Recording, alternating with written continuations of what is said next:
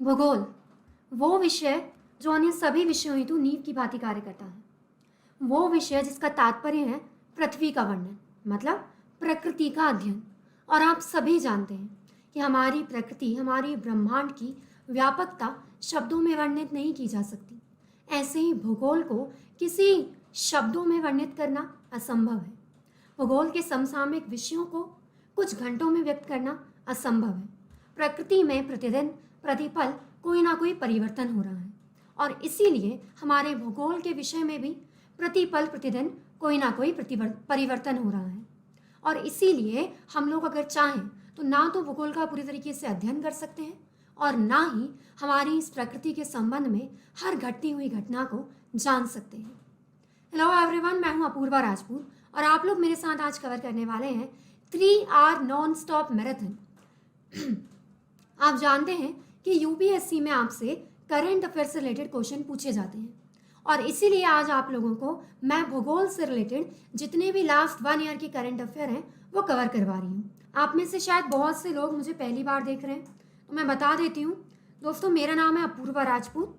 आप लोग मुझे अनअकैडमी के प्लेटफॉर्म पे ज्योग्राफी के लिए फॉलो कर सकते हैं। यहाँ पे आप देख सकते हैं कि जो प्रीलिम्स का सिलेबस है उसमें अगर मैं बात करती हूँ ज्योग्राफी की, तो देख सकते हैं कि भारत और विश्व का प्राकृतिक, सामाजिक और आर्थिक भूगोल, ये जो है ये आपके प्रीलिम्स के सिलेबस में लिखा हुआ है। इसके बाद मेंस की बात करें तो भूगोल पूछा जाता है आपसे जीएस 1 में।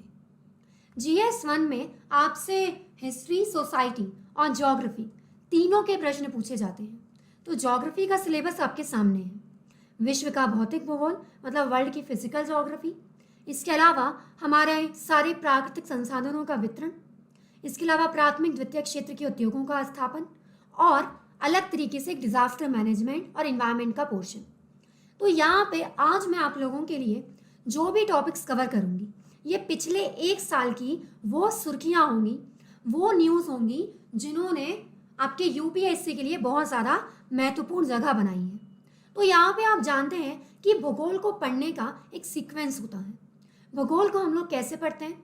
भूगोल को हम अलग अलग शाखाओं में बांटते हैं। भौतिक भूगोल यानी फिजिकल ज्योग्राफी, उसके बाद भारत का भूगोल यानी इंडियन ज्योग्राफी, वर्ल्ड ज्योग्राफी और उसके बाद ह्यूमन एंड इकोनॉमिक ज्योग्राफी। अगर मैं आपसे बात करती हूँ तो हमारी ये जो पृथ्वी है ये सौर मंडल का सबसे अनोखा ग्रह है। वो ग्रह है जहाँ पर जीवन मौजूद है।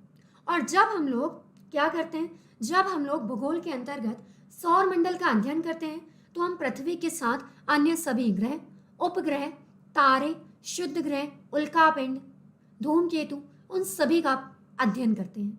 तो यहाँ पे हम देखेंगे कि पिछले 1 साल में कौन कौन से खगोलीय पिंडों से संबंधित कौन कौन सी खबरें आई। तो शुरुआत करते हैं पहली खबर से। आप सभी जानते हैं कि वर्तमान में हमारे सौर मंडल में कितने ग्रह हैं? 8। हालांकि 9वें ग्रह के बारे में खबरें आ रही हैं पर अभी उसे पूरी तरीके से मान्यता नहीं मिली है। तो ये जो 8 ग्रह हैं इनमें सबसे पहला कौन सा है? बुध। सबसे पहला ग्रह कौन सा है? मरकरी। तो आप जानते हैं कि हमारे ये जो ग्रह हैं इन्हें भी हम 2 भागों में बांटते हैं। ग्रह क्या होते हैं? ग्रह वो खगोलीय पिंड हैं जिनके पास अपनी प्रकाश और ऊष्मा नहीं होती। मतलब जैसे ये रिमोट है, ये माउस है, इनके पास अपनी खुद की लाइट नहीं है। अगर इस रूम में पूरा अंधेरा हो जाए तो ये दिखेंगे ही नहीं। तो आप देख सकते हैं कि ये सब अभी क्यों दिख रहे हैं? क्योंकि इस रूम में लाइट जल रहा है या बाहर से लाइट आ रहा है। अगर यहाँ सारे खिड़की दरवाजे बंद हो, कोई लाइट ना आए, इसके साथ ही बल्ब, ट्यूबलाइट वगैरह बंद हो, तो आपको कुछ नहीं दिखेगा क्योंकि इनके पास खुद का लाइट नहीं है। तो ये क्या कर रहे हैं? किसी दूसरे से लाइट ले रहे हैं। ऐसे ही ग्रह होते हैं। ग्रह क्या होते हैं? ग्रह दूसरों से ऊष्मा भी लेते हैं, गर्म भी होते हैं और लाइट भी लेते हैं। वो क्या होते हैं? किससे लेते हैं? ये तारों से। तारों के पास अपनी ऊष्मा और प्रकाश होता है तो ग्रह उनसे ऊष्मा और प्रकाश लेते हैं। अब हमारे सौरमंडल में आप सभी जानते हैं कि कितने ग्रह हैं? हमारे सौरमंडल में 8 ग्रह हैं, 8 प्लैनेट हैं। तो आप लोग मुझे बता सकते हैं कि ग्रहों को कितने भागों में बांटा जाता है? अगर मैं ग्रहों का वर्गीकरण करना चाहूँ तो कितने भागों में बांट सकती हूँ? कोई बताएगा? ये सब मैं बेसिक्स में पढ़ाती हूँ। किसी को पढ़ना है so you can join me on special class और प्लस। ग्रहों को कितनी श्रेणियों में वर्गीकृत कर सकते हैं? 2। ग्रहों को 2 भागों में बांट सकते हैं, पार्थिव ग्रह पार्थिव मतलब टेरेस्ट्रियल प्लैनेट, और जोवियन ग्रह मतलब जोवियन प्लैनेट। तो पार्थिव ग्रह का मतलब क्या होता है? पार्थिव ग्रह का मतलब होता है ऐसे ग्रह जो पृथ्वी के समान है। पृथ्वी के समान है मतलब, देखो दोस्तों, पृथ्वी के समान है इसका मतलब ये है, ये वो ग्रह हैं जो चट्टान से बने हुए हैं, जो धातुओं से बनी हुई हैं। अपनी पृथ्वी कैसी है? चट्टान से बनी है, धातु से बनी है ना? तो वैसे ही वो ग्रह जो पृथ्वी जैसे होते हैं ना, चट्टान और धातुओं से बने रहते हैं, उन्हें कहते हैं पार्थिव ग्रह। और वो ग्रह जो कि कैसे?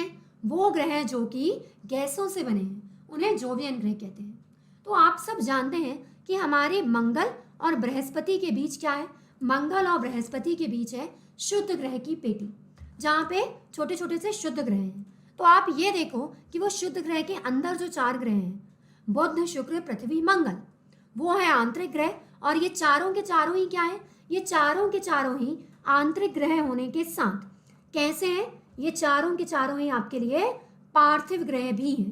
देखो, ये जो आंतरिक ग्रह हैं ये कैसे हैं? आंतरिक ग्रह हैं आपके लिए टेरेस्ट्रियल प्लैनेट मतलब पार्थिव ग्रह। और जो बाहर वाले हैं वो कैसे हैं? वो हैं जोवियन ग्रह मतलब कि गैसियस प्लैनेट। ऐसा क्यों है? अंदर के ग्रह चट्टानों और धातुओं से क्यों बने, और जो बाहर वाले ग्रह हैं वो सिर्फ गैसों से क्यों बने? तो इसके भी ना दोस्तों 2 कारण हैं। इसके 2 कारण अगर मैं आपको समझाना चाहूँ तो आप ध्यान से समझिए। ये जो हमारे सूर्य देव है ना, इनसे कुछ पवनें निकलती हैं। इनसे जो पवनें निकलती हैं ना, उनको क्या बोलते हैं? उन्हें कहते हैं सौर पवनें। इन्हीं की वजह से सौर तूफान आते हैं, अरोरा वगैरह देखने को मिलता है। तो जो सौर पवनें हैं ना, ये बहुत तेज निकलती हैं। तो हुआ क्या, हर ग्रह के पास अपना वायुमंडल था। जो सौर पवनें थी उन्होंने सबके वायुमंडल को उड़ाने की कोशिश की। तो वो ग्रह जो सूर्य के करीब थे, उनके पास सौर पवनें बड़ी तेज से लगी, तो उनका अतिरिक्त वायुमंडल उड़ गया सौर पवनों से। और जो बाहरी ग्रह हैं उनका अतिरिक्त वायुमंडल नहीं उड़ पाया। उनको जितने वायुमंडल की जरूरत थी उससे ज्यादा ही उनके पास रह गया। तो आप देखिए कि पहला कारण तो ये हो गया। उसके बाद आप देखिए कि जो इनर प्लैनेट है, ये वाले जो 4 हैं एस्ट्रॉइड बेल्ट के पास, ये जो 4 ग्रह हैं ना आपके, बुध, शुक्र, पृथ्वी, मंगल, ये जो ग्रह हैं इनकी गैसें संगठित हो पाई। संगठित हो पाई मतलब कि जुड़ जुड़ के कोलिजन करके चट्टान बना पाई। और बाहर वाले जो ग्रह हैं इनकी गैसें चट्टान नहीं बना पाई। इसी के अलावा अगर मैं आपको समझाना चाहूं तो दोस्तों आप क्या देखिए, एक बल है, आप सभी जानते हैं, गुरुत्वाकर्षण बल। अगर मैं ऐसे ऊपर से कोई भी चीज फेंकती हूँ तो वो नीचे आती है। क्यों आती है? क्योंकि ग्रेविटेशन फोर्स होता है हर ग्रह का। तो जो ग्रेविटेशन है ना, वो उसी के अनुपात में होता है जितना बड़ा आपका किसी भी चीज का द्रव्यमान है। तो आपको देखना है कि जो इनर प्लैनेट है वो कैसे हैं? वो साइज में छोटे हैं, तो उनका गुरुत्वाकर्षण बल भी कम है। और जो आउटर प्लैनेट है उनका गुरुत्वाकर्षण बल ज्यादा है। तो हुआ क्या? हुआ ये कि इनका गुरुत्वाकर्षण बल कम था, तो ये जो वायुमंडल है ये पृथ्वी के पास क्यों खिंचा हुआ है? गुरुत्वाकर्षण बल ने इसको खींचे रखा है।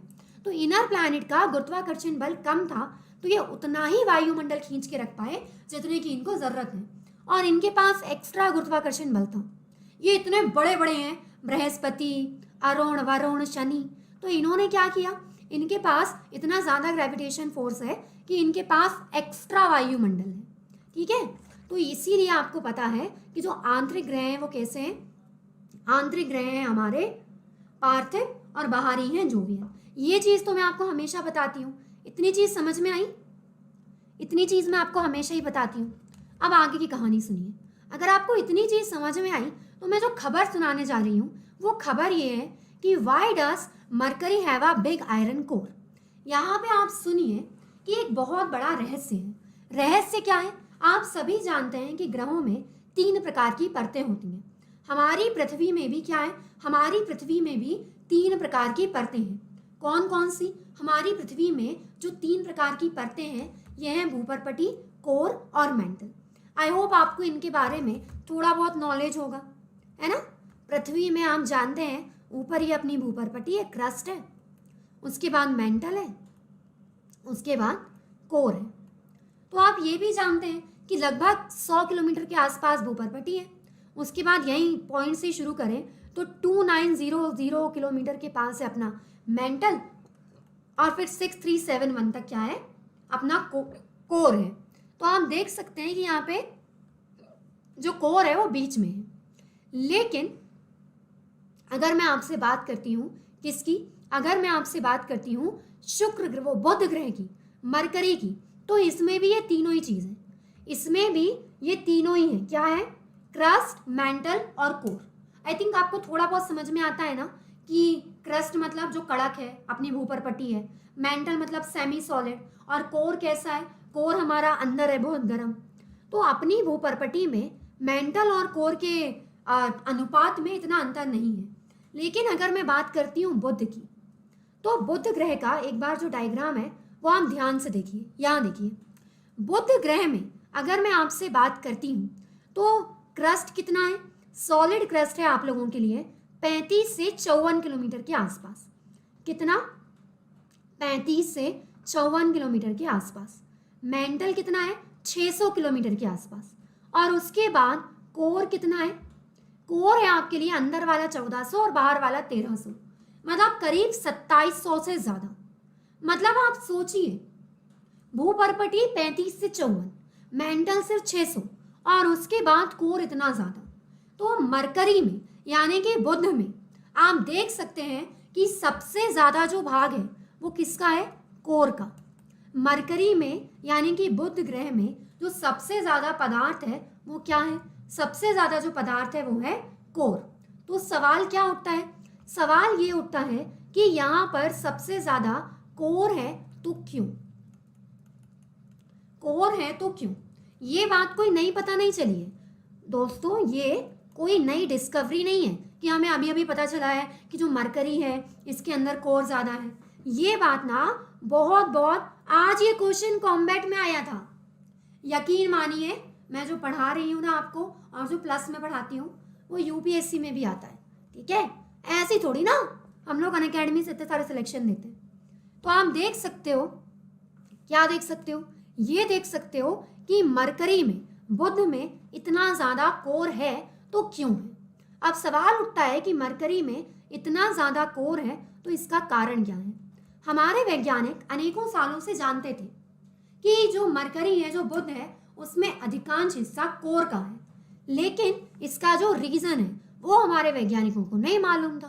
तो हमारे वैज्ञानिकों को इसका रीजन, इसका कारण नहीं पता था, तो इसके लिए एक हाइपोथेसिस दिया जाता था। दोस्तों, आपको हाइपोथेसिस का मतलब मालूम है क्या होता है? हाइपोथेसिस को हिंदी में कहते हैं परिकल्पना। देखिए, जो चीज सत्यापित नहीं होती ना, जो प्रूफ नहीं होती, उसको परिकल्पना कहते हैं, हाइपोथेसिस कहते हैं। और जो चीज प्रूफ होती है ना, जिसके पूरे सबूत मिल चुके हैं, उसे कहते हैं सिद्धांत या थ्योरी। तो पहले के वैज्ञानिक क्या हाइपोथेसिस देते थे कि कोर मरकरी का क्यों बना है? तो पहले जो हाइपोथेसिस दिया जाता था, पहले बता देती हूँ, गलत था। इसका हाइपोथेसिस दिया जाता था hit and run. Hit and run का मतलब समझते हो? टकरा के भाग जाना। इससे पहले कहा जाता था कि आज से बहुत पहले एक बड़ा सा एस्ट्रॉइड, एक बहुत बड़ा सा जो शुद्ध ग्रह है, वो आकर के मरकरी से टकराया होगा, और उसके मरकरी से टकराने के बाद मरकरी का जो मेंटल है वो उड़ गया होगा। जब एक बहुत बड़ा एस्ट्रॉइड मरकरी से टकराया तो भूपर्पटी में छेद हुआ और जो मेंटल है वो उड़ गया। ये एक पुराना, एक ओल्ड हाइपोथेसिस है। ये क्या है? ये एक ओल्ड हाइपोथेसिस है। तो देखो दोस्तों, ये ओल्ड हाइपोथेसिस अब हो गया ओल्ड। क्यों हो गया ओल्ड? क्योंकि अब एक नया हाइपोथेसिस आ गया है। ये हाइपोथेसिस गलत साबित हो चुका है। पुराना तो था ही, अब ये गलत साबित हो चुका है। कौन सा? Hit and run. तो अब मैं आपको बता दूं कि Tohoku university and the university of Maryland, यहाँ के जो वैज्ञानिक हैं, इन्होंने एक नया सिद्धांत दिया है। इन्होंने फाइनली वो रहस्य खोज लिया है, वो राज खोज लिया है कि आखिर हमारा जो बुध है, इसका अधिकांश हिस्सा कोर का क्यों बना हुआ है। तो मैं आपको बताती हूँ कि इसके बारे में जो नया लेटेस्ट सिद्धांत क्या आया है, उसे आपको देखना है। यही हमारी न्यूज़ है। तो जो नया सिद्धांत आया है दोस्तों, वो ये है कि जो हमारा बुध है उसका अधिकांश हिस्सा कोर का इसीलिए है क्योंकि ये सूर्य के बहुत पास है। इसका कारण है magnetic field of the early sun. इसका कारण क्या है? Magnetic field of the early sun, सूर्य का चुंबकीय क्षेत्र। देखिए, आपको पता होना चाहिए कि हमारी ये जो पृथ्वी है इसकी जो उत्पत्ति है वो नेब्यूला से हुई है, निहारिका से हुई है। प्लस में मैं आपको सब पढ़ा रही हूँ। तो आप क्या देखते हो, निहारिका क्या होती है? निहारिका is the cloud of dust, hydrogen, helium and अन्य ionized and other ionized gases. निहारिका हाइड्रोजन, हीलियम और कुछ आयनीकृत गैसों से बना हुआ बादल होता है। तो आप देख सकते हो कि निहारिका मतलब कुछ नहीं है भैया, निहारिका मतलब गैसों का समूह। तो वो जो गैसों का समूह है ना, वो पास पास आया तो तारे बने, और पास आया तो कोर बना, उसके आजू बाजू और ऐसी गैसें घूमने लगी तो भूपर्पट्टी बनी। तो ऐसे करके ना सारी चीजें बनी हैं। तो आपको देखना है कि हमारे सौर मंडल का जनक किसे कहा जाता है। हमारे सौर मंडल की जनक निहारिका ही है। हमारे सौर मंडल का जो जनक है वो नेब्यूला ही है।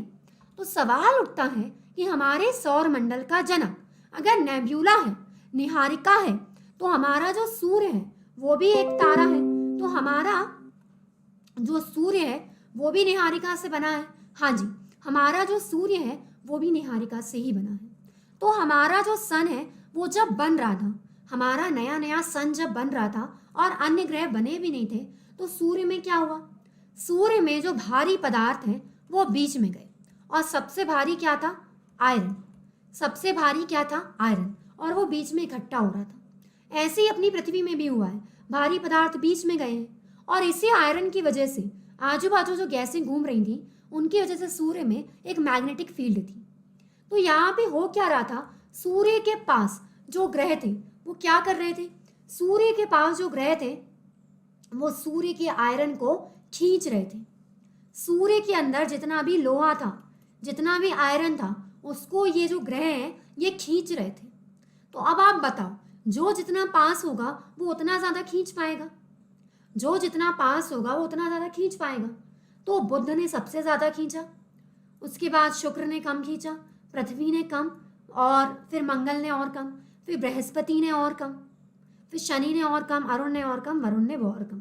तो यहाँ पे आप देखिए कि सूर्य में जो लोहा है उससे ये लोग खींच रहे थे, और उसी लोहे से क्या बना है? उसी लोहे से बना है कोर। इसीलिए मरकरी के पास, किसके पास? बुध के पास ज़्यादा आयरन है, वीनस के पास उससे कम, अर्थ के पास उससे कम। तो आप यहाँ पे देख सकते हैं कि कोर मतलब कि जो लोहे से बना है। तो आप देख सकते हैं ऑरेंज कलर में कोर दिख रहा है। यहाँ इतने बड़े गोले का इतना भाग ऑरेंज है, मतलब इसके पास इतना कोर है।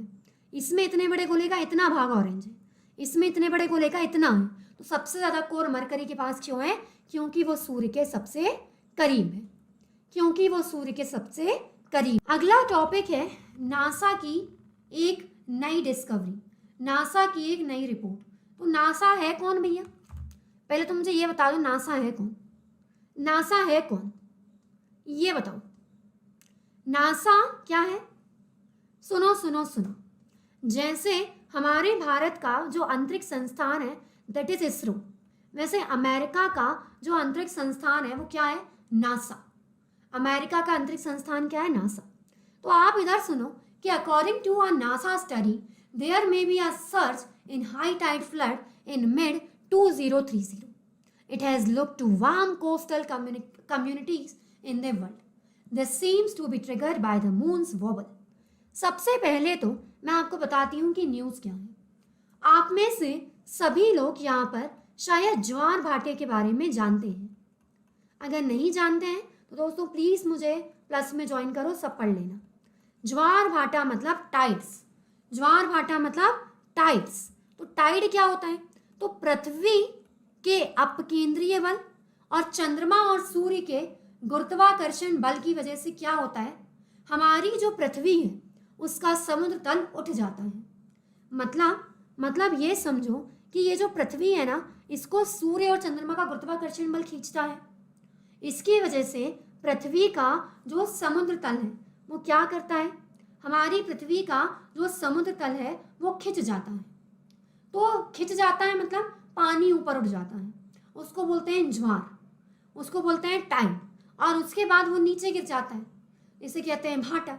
तो एक साइड क्या होता है, एक साइड ऐसा समुद्र तल ऊपर उठता है सूर्य और चंद्रमा के गुरुत्वाकर्षण बल के द्वारा, और दूसरी साइड आप देखो तो पृथ्वी के अपकेंद्रीय बल के द्वारा। तो ये चीज़ें अब देखो, आज की क्लास उन लोगों को थोड़ा ज़्यादा समझ में आएगी जिनका ज्योग्राफी का थोड़ा बहुत बेसिक्स क्लियर है, ठीक है। बेसिक्स मुझसे अच्छा कोई नहीं कराएगा, आ जाना प्लस पे।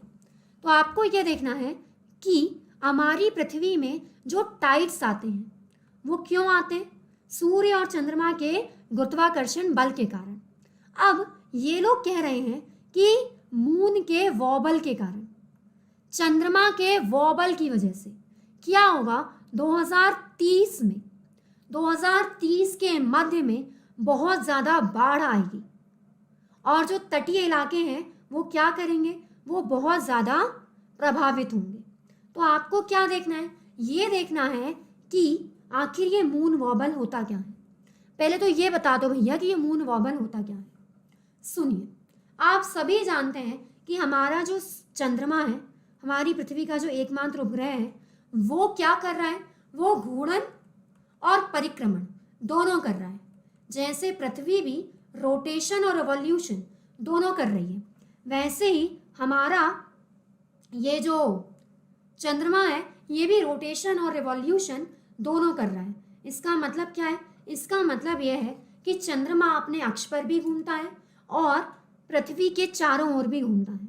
तो आपको ये देखना है कि हमारा ये जो चंद्रमा है ये अपने अक्ष पे और पृथ्वी के चारों ओर जो घूमता है ना, ये सीधा नहीं घूमता। आप ना मेरे साथ इस डायग्राम में देखो, ये हमारी पृथ्वी है और ये है मून। तो एक बार मून की कक्षा यहाँ है, एक बार यहाँ, एक बार यहाँ, एक बार यहाँ, एक बार यहाँ है। तो 18.6 ईयर में इसकी कक्षा यहाँ से यहाँ पहुँच जाएंगी। ऐसा क्यों? क्योंकि मून वॉबल करते हुए घूमता है। मून कैसे घूमता है? मून घूमता है वॉबल करते हुए। अब इस लाइन का मतलब क्या है, वॉबल करते हुए? तो सुनिए, वॉबल करने का मतलब होता है कि जैसे कि ये हमारा मून है। कहाँ है हमारा मून? रुको बनाती हूँ। ये हमारा मून है, तो आप ये समझो कि इसमें ये भी थोड़ा सा झुका हुआ है अपने अक्ष पे, और अक्ष पे झुके होने के साथ, कभी लट्टू देखा है? लट्टू देखा है? लट्टू क्या करता है, ऐसे ऐसे ऐसे आखिरी में पूरा उसका अक्ष जो है वो चेंज हो जाता है। मतलब आखिरी में वो ऐसे वॉबल करता है। अभी तक इतना तिरछा होके घूम रहा था, कभी इतना तिरछा होके, कभी ज़्यादा तिरछा होके। जैसे जो अपनी पृथ्वी है ये 23 डिग्री एंड हाफ झुकी हुई है, वैसे जो चंद्रमा है ना, ये क्या करता है, ये वॉबल करते हुए घूमता है। वॉबल का मतलब क्या होता है? वॉबल का मतलब होता है लट्टू जैसे।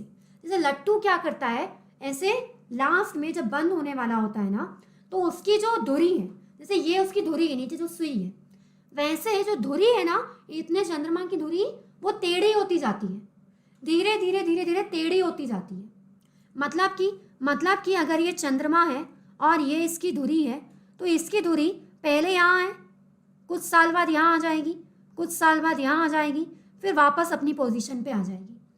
तो 18.6 ईयर में, ठीक है, 18.6 ईयर में ये क्या करता है, ऐसे पूरा वॉबल कर लेता है, कि मतलब ऐसे पूरा तिरछा होके घूमता है। तो हो ये रहा है कि 18.6 ईयर में एक बार तो ये पृथ्वी के बहुत करीब आता है, और एक बार ऐसा होता है कि पृथ्वी पे थोड़ा सा दूर रहे। तो होगा ये कि 2030 के आसपास जो बीच में समय आएगा, उसमें जो हमारा सूर्य है ये क्या कर रहा होगा, इसकी वॉबलिंग का वो समय होगा कि इसका ग्रेविटेशन फोर्स पृथ्वी पे बहुत ज़्यादा लगेगा। 2030 में जो इसका ग्रेविटेशन फोर्स है वो पृथ्वी पे बहुत भयंकर वाला लगेगा। और जब पृथ्वी पे इतना ज़्यादा गुरुत्वाकर्षण बल लगेगा, तो आपको पता है कि इसके इतना ज़्यादा गुरुत्वाकर्षण बल की वजह से हमारे जो समुद्र तल हैं वो ऊपर उठेंगे। समुद्र तल ऊपर उठेंगे तो क्या होगा, ट्रॉपिकल साइक्लोन आ जाएंगे, फ्लड आ जाएंगे, और जो तटीय इलाके हैं वो बहुत आपदा का सामना करने लगेंगे। है ना, वो बहुत आपदा का सामना करने लगेंगे। आप हमेशा क्या देखते हो, ये देखते हो कि अमावस्या और पूर्णिमा ये चंद्रमा के विभिन्न फेजेस हैं। जो अगर यहाँ पर कोई प्लस का है तो उसने मुझसे हमेशा पढ़ा है। ये जो चंद्रमा के अलग अलग फेजेस हैं, इसमें आप हमेशा देखते हो कि क्या होता है, जब ये तीनों एक रेखा में होते हैं तो जो पृथ्वी है इसका समुद्र तल उठता है ऐसे और ऐसे।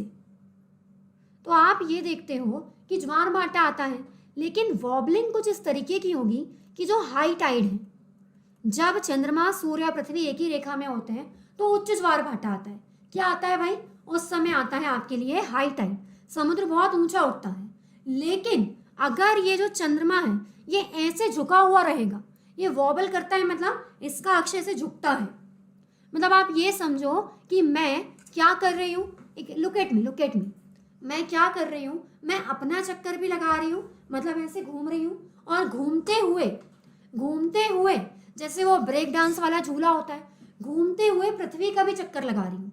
पृथ्वी भी ऐसे ही करती है, अपना चंद्रमा भी ऐसे ही करता है कि खुद का भी चक्कर लगा रहे हैं और दूसरे का भी चक्कर लगा रहे हैं। इसी के साथ आपको एक और चीज पता करनी है कि मैं अपना चक्कर तो लगा रही हूँ, लेकिन अपना चक्कर मैं ऐसे ही नहीं लगा रही सीधे बैठी हुई, ऐसे लगा रही हूँ, ऐसे, मतलब मुझे देख रहे हो, मैं मान लो चंदा मामा बन गई तुम्हारे, तो मैं चंद्रदेव बन गई, तो मैं क्या कर रही हूँ, खुद तो घूम रही हूँ, घूमते घूमते पृथ्वी का भी चक्कर लगा रही हूँ, लेकिन ऐसे, लुक एट मी, ऐसे, मतलब कभी मेरा सर यहाँ है, कभी यहाँ है, कभी यहाँ है, इसको मैं बोलूंगी कि मैं अपने सर को वॉबल कर रही हूँ। तो चंद्रमा क्या करता है, चंद्रमा ऐसे ही ऐसे घूमता है। तो 18.6 ईयर लगते हैं इसको, मतलब जैसे कि मैंने कैमरे के सामने यहाँ सर लाई और ऐसे करके ऐसे किया घूमते हुए, तो 18.6 ईयर लगते हैं इसको वॉबल का एक चक्कर पूरा करने में। तो 2030 के मध्य में ऐसा समय आएगा जब ये जो वॉबलिंग पीरियड है इसमें चंद्रमा का सबसे ज़्यादा ग्रेविटेशन अर्थ पे लगेगा, तो उस समय फ्लड वगैरह आने की ज़्यादा संभावना है। समझ में आया कि अब पूरा नृत्य कर दूं तुम्हारे लिए। अगली न्यूज़ क्या है, एस्ट्रोनॉमर स्पॉट लार्जेस्ट रोटेशन। मेरी बात सुनिए, सबसे पहले तो आप ये सुनो कि भाई तुम हो कौन। याद है पीके क्या कहता है, तुम इतना सा गोला का इतना सा प्राणी क्या सोचता है तुम बैठ करके भगवान को बचाएगा। अरे हम बताता है कि तुम है कौन। इसके लिए सुनो इधर पे, तुम कौन है, तुम है एक मनुष्य। मनुष्य कहाँ रहता है, मनुष्य रहता है पृथ्वी पे। पृथ्वी कहाँ है, सौर मंडल में। सौर मंडल पता है कहाँ है सौर मंडल, आकाश गंगा में। आकाश गंगा कहाँ है, आकाश गंगा मतलब गैलेक्सी। और बहुत सारी आकाश गंगाओं का समूह क्या कहलाता है, बहुत सारी आकाश गंगाओं का समूह कहलाता है सुपर क्लस्टर। और जो बहुत सारे सुपर क्लस्टर हैं ये सब जब मिल जाते हैं तो क्या बनता है, ब्रह्मांड। बोलो ये बात समझ में आई। हम इंसान हैं, हम पृथ्वी में रहते हैं, पृथ्वी सौर मंडल में है, सौर मंडल किसमें, आकाश गंगा में है, सोलर सिस्टम गैलेक्सी में है। जैसे कि हमारी गैलेक्सी का नाम है मिल्की वे, ऐसी बहुत सारी गैलेक्सी हैं। जैसे अपनी मिल्की वे है ना, उसमें अपना सौर मंडल है, तो अपनी मिल्की वे में बहुत सारे सोलर सिस्टम है। और जैसे मिल्की वे एक गैलेक्सी है, ऐसी कई गैलेक्सी हैं, बहुत सारी गैलेक्सी हैं ऐसी। और बहुत सारी गैलेक्सी के मिलने से एक सुपर क्लस्टर बनता है। और एक सुपर क्लस्टर जो है, ऐसे बहुत सारे सुपर क्लस्टर रहते हैं, और जो अलग अलग सुपर क्लस्टर हैं उनके मिलने से क्या बनता है, उनके मिलने से बनती है यूनिवर्स, उनके मिलने से क्या बनता है, ब्रह्मांड। ठीक है, उनके मिलने से बनता है ब्रह्मांड। तो अब एक कहानी सुनो। एस्ट्रोनॉमर्स ने क्या किया है, एस्ट्रोनॉमर्स ने एक चीज डिस्कवर की है, और इन्होंने डिस्कवर किया है रोटेशन।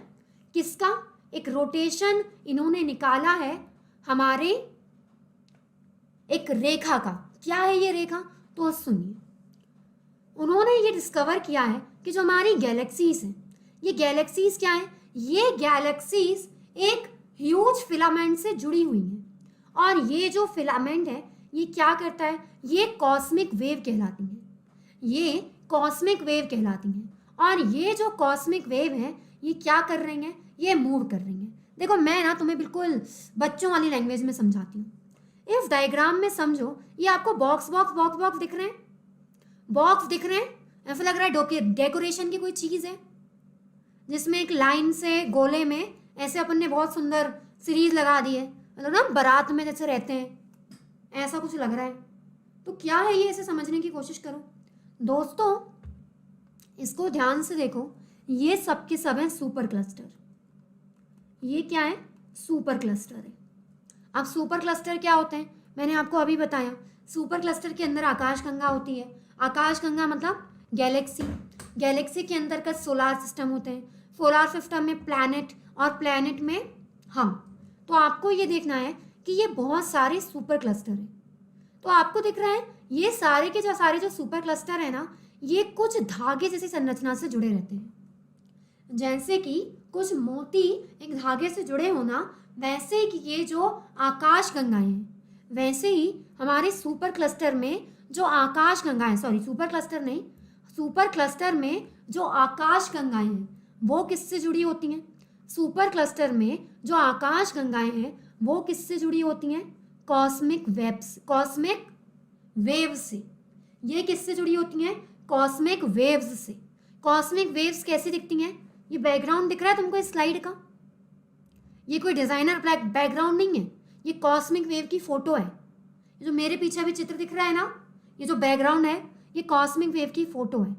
ये देखो, ये जो चमकीला चमकीला दिख रहा है ना, ये चमकीले धागे जैसे, रेशे जैसे फैले हुए हैं, ये क्या है, ये कॉस्मिक वेव है जिनसे गैलेक्सी जुड़ी हुई हैं। एक गैलेक्सी दूसरी गैलेक्सी से कॉस्मिक वेव से जुड़ी है, एक गैलेक्सी दूसरी गैलेक्सी से कॉस्मिक वेव से जुड़ी है। तो आपको क्या देखना है, आपको ये देखना है कि ये बात हमेशा से हमें पता थी। क्या पता थी, हमें ये बात हमेशा से पता थी कि ये जो धागे हैं, ये जो फिलामेंट हैं, ये जो हमारी कॉस्मिक वेव है, ये क्या करती है, ये जाल जैसा बिछा हुआ है पूरा, ये पूरा जाल जैसा बिछा हुआ है जिसमें समझ में नहीं आता कहाँ एक आकाशगंगा कहाँ दूसरी, और ऐसे जाल जैसा बनाया हुआ है। तो अभी तक हमें ये पता था कि पूरा का पूरा एक जाल है, लेकिन एक नई डिस्कवरी क्या हुई है, एक नई डिस्कवरी ये हुई है कि इस जाल में ये जो धागे हैं ना, ये घूमते हैं। अभी तक ये पता था कि एक आकाशगंगा से दूसरी आकाशगंगा ऐसे इस धागे जैसी चीज़ से जुड़ी हुई है, अभी तक ये पता था। अब ये पता चल गया है कि ये जो आकाशगंगा को जोड़ने वाला ये जो धागे जैसी ये जो फिलामेंट है, ये घूमती है। अभी 2021 में ये पता चल गया है कि ये घूमती है, ठीक है। यहाँ पे चाइना और एस्टोनिया के साइंटिस्ट ने ये बता दिया है कि ये स्पिन करती है। स्पिन कैसे करती है, तो सुनो, कभी वो डीएनए को देखा है, यार मेरे पास वो आकृति थी पर अभी है नहीं, ऐसे ऐसे ये कैसे मूव करती है, तो सुनो मैं तुम्हें बताती हूँ। ये कुछ ऐसे मूव करती है, ऐसे से डीएनए होता है ना, वो ऐसे मूव करता है,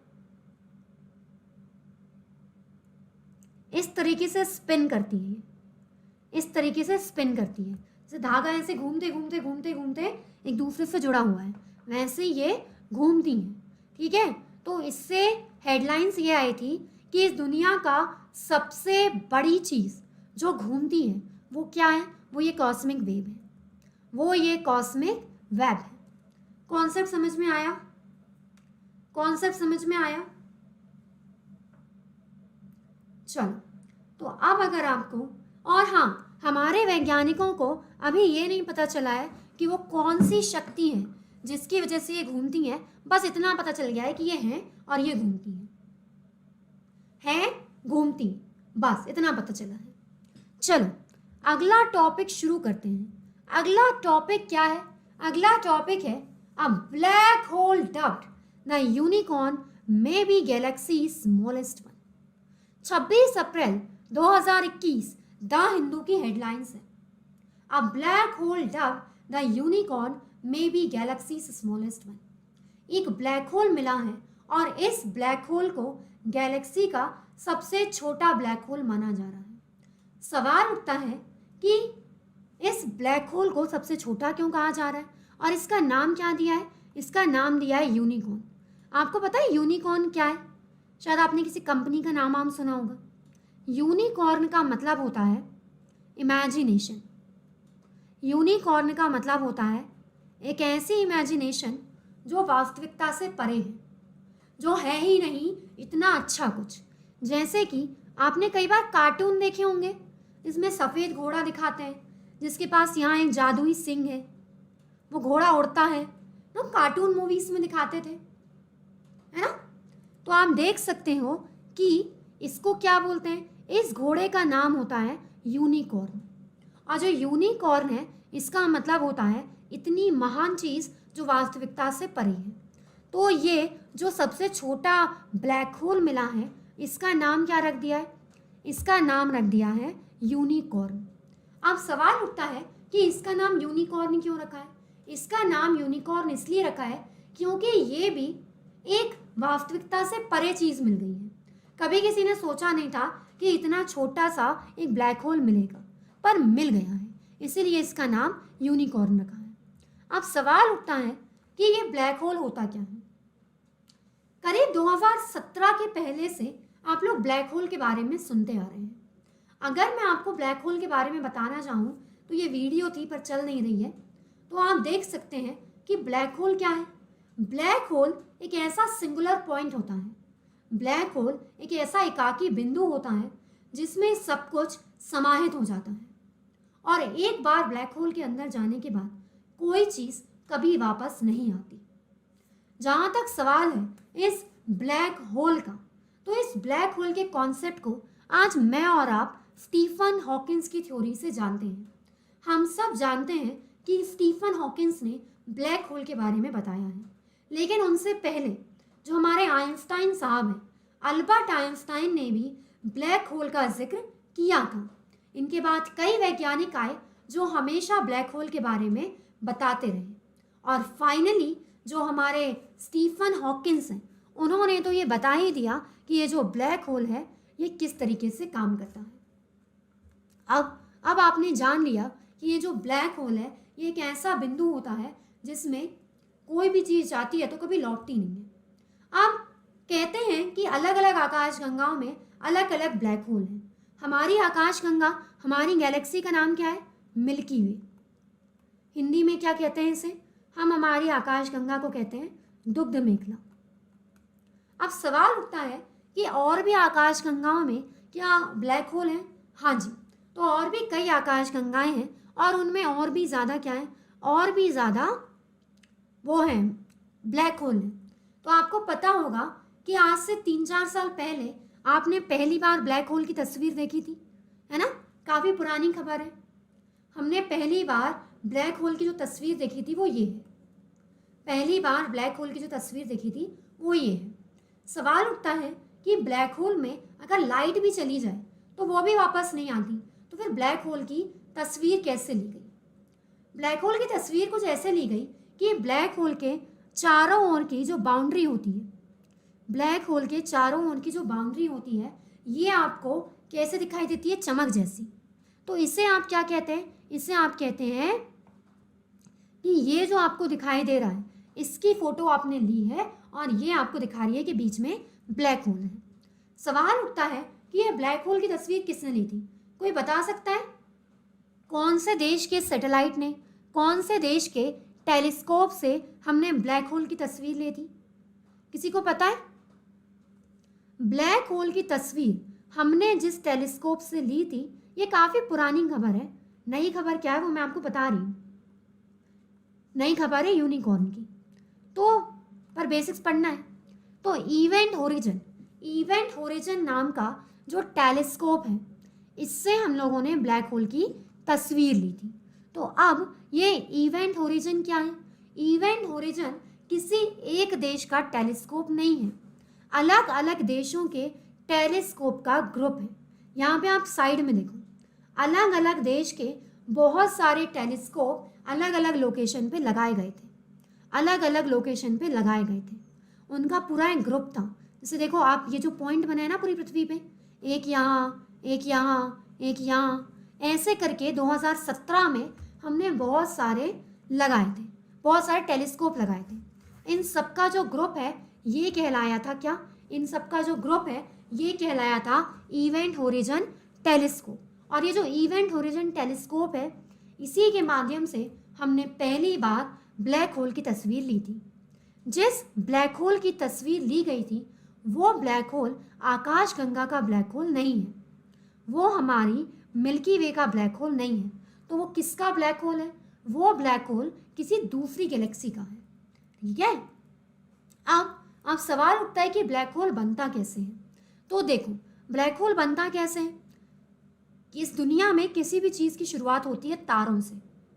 तो पहले एक तारा होता है और वो तारा डिपेंड करता है कि या तो वो बाद में कोई ड्वार्फ प्लैनेट बन जाएगा, या फिर वो कोई ग्रह बन जाएगा, या सुपरनोवा बन जाएगा, या ब्लैक होल बन जाएगा।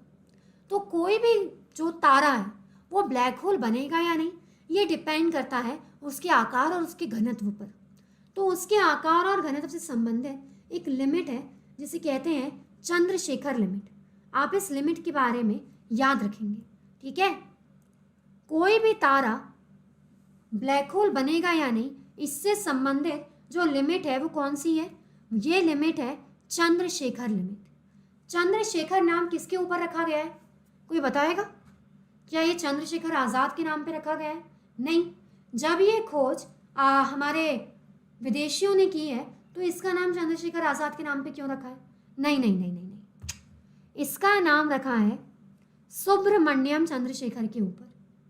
जो चंद्रशेखर लिमिट है ये नाम दिया गया है सुब्रमण्यम चंद्रशेखर के ऊपर। अब ये सुब्रमण्यम चंद्रशेखर कौन है? तो सुब्रमण्यम चंद्रशेखर एक बहुत बड़े खगोलविद थे। ये कैसे खगोलविद थे? ये इंडो इंग्लैंडियन, मतलब ये भारत के थे और इंग्लैंड में इन्होंने स्टडी वगैरह करी, वहाँ के ये एक वैज्ञानिक थे। इनको इनके कार्यों के लिए नोबेल पुरस्कार भी मिला था। तो इन्हीं के नाम के ऊपर एक लिमिट का नाम रखा गया है चंद्रशेखर लिमिट। यही लिमिट बताती है कि जो आपका तारा है उसमें इतना घनत्व है कि नहीं कि वो आगे चलकर ब्लैक होल बनेगा या नहीं बनेगा। ठीक है, चलिए, तो ये मैंने आपको ब्लैक होल का बेसिक्स बताया। अब खबर क्या आई है? खबर ये आई है कि हमें एक नया ब्लैक होल मिला है जिसका नाम क्या रखा है? यूनिकॉर्न। एक नए ब्लैक होल का नाम क्या रखा है? यूनिकॉर्न।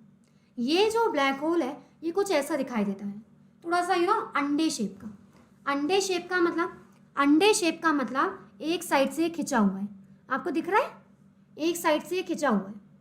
तो ये जो ब्लैक होल है इसकी सबसे बड़ी बात क्या है? इसकी सबसे बड़ी बात यह है कि ये हमारी जो पृथ्वी है, हमारी जो गैलेक्सी है, इससे सिर्फ 1500 लाइट ईयर दूर है। आप क्या देख सकते हैं?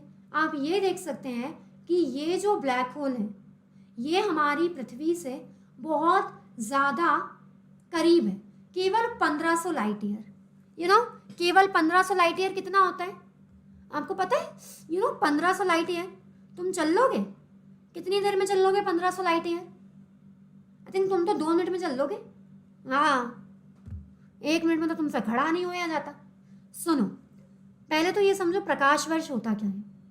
1 सेकेंड में जो प्रकाश है वो 3 लाख किलोमीटर की गति कर लेता है। 1 सेकेंड में जो प्रकाश है वो 3 लाख किलोमीटर की गति कर लेता है। तो 1 साल में प्रकाश जितना चल लेता है उसे क्या कहते हैं? Light year. उसे क्या कहते हैं? लाइट ईयर कहते हैं। तो आप सोचो कि 1 साल में प्रकाश जितना चल रहा है वो 1 लाइट ईयर है। तो 1500 लाइट ईयर कितने होंगे? 1500 लाइट ईयर बहुत होते हैं। लेकिन अगर मैं आपको बताऊं तो एक जो हमारी आकाशगंगा है, आकाशगंगा में एक छोर से दूसरे छोर की जो दूरी है वो 1 लाख लाइट ईयर होती है। वो कितनी होती है? 1 लाख लाइट ईयर। तो ये 1500 तो छोटा सा ही है। आकाशगंगा में एक कोने से दूसरे कोने की दूरी 1 लाख लाइट ईयर होती है, उसके मुकाबले ये 1500 ज़्यादा नहीं है। तो हमारी पृथ्वी से ये जो ब्लैक होल मिला है ये कितना ही दूर है? ये केवल 1500 लाइट ईयर दूर है। तो आपको ये देखना है कि ये जो हमारा ब्लैक होल है ये जब इतना पास में था तो इतने दिन से दिखा क्यों नहीं? ये इतने दिन से नहीं दिखा क्योंकि ये पूरी तरीके से लाइट्स को अपने आप में खींच रहा था, तो इसकी तस्वीर कभी हम ले नहीं पाए, लेकिन अब ये मिला है तो ये बहुत बड़ी बात है। अब आपको देखना है कि जो ब्लैक होल है ना, ये भी कितने प्रकार के होते हैं। ये 3 प्रकार के होते हैं। 3 प्रकार के कैसे, आप स्क्रीन पे देखो, आपको यहाँ मेरे पीछे 3 तरीके के डायग्राम दिख रहे हैं। ये 3 प्रकार के ब्लैक होल होते हैं। ब्लैक होल को हम सन के मास के अकॉर्डिंग देखते हैं। ऐसे ब्लैक होल जो कि बहुत ज़्यादा कम मास वाले होते हैं, जिनका मास बहुत कम होता है, उन्हें कहते हैं स्मॉलेस्ट ब्लैक होल, जैसे कि यूनिकॉर्न। एक होते हैं सुपर मैसिव ब्लैक होल। ये कैसे होते हैं, ये ऐसे होते हैं जिनका जो मास है वो ज़्यादा होता है। ब्लैक होल का जो मास है, जो द्रव्यमान है, वो हमेशा बहुत ज़्यादा होता है हमारे सूर्य से। और एक और ब्लैक होल कैसे होते हैं, ऐसा ब्लैक होल जो इन दोनों के बीच हो, जो ना तो स्मॉलेस्ट हो ना ही सुपर मैसिव हो, वो इनके बीच में आता है। तो अभी जो हमें ब्लैक होल मिला है, इसका नाम हमने रखा है यूनिकॉर्न, और ये एक स्मॉलेस्ट ब्लैक होल है। ठीक है, ये एक स्मॉलेस्ट ब्लैक होल है। चलो, कुछ थोड़ा बहुत समझ में आया,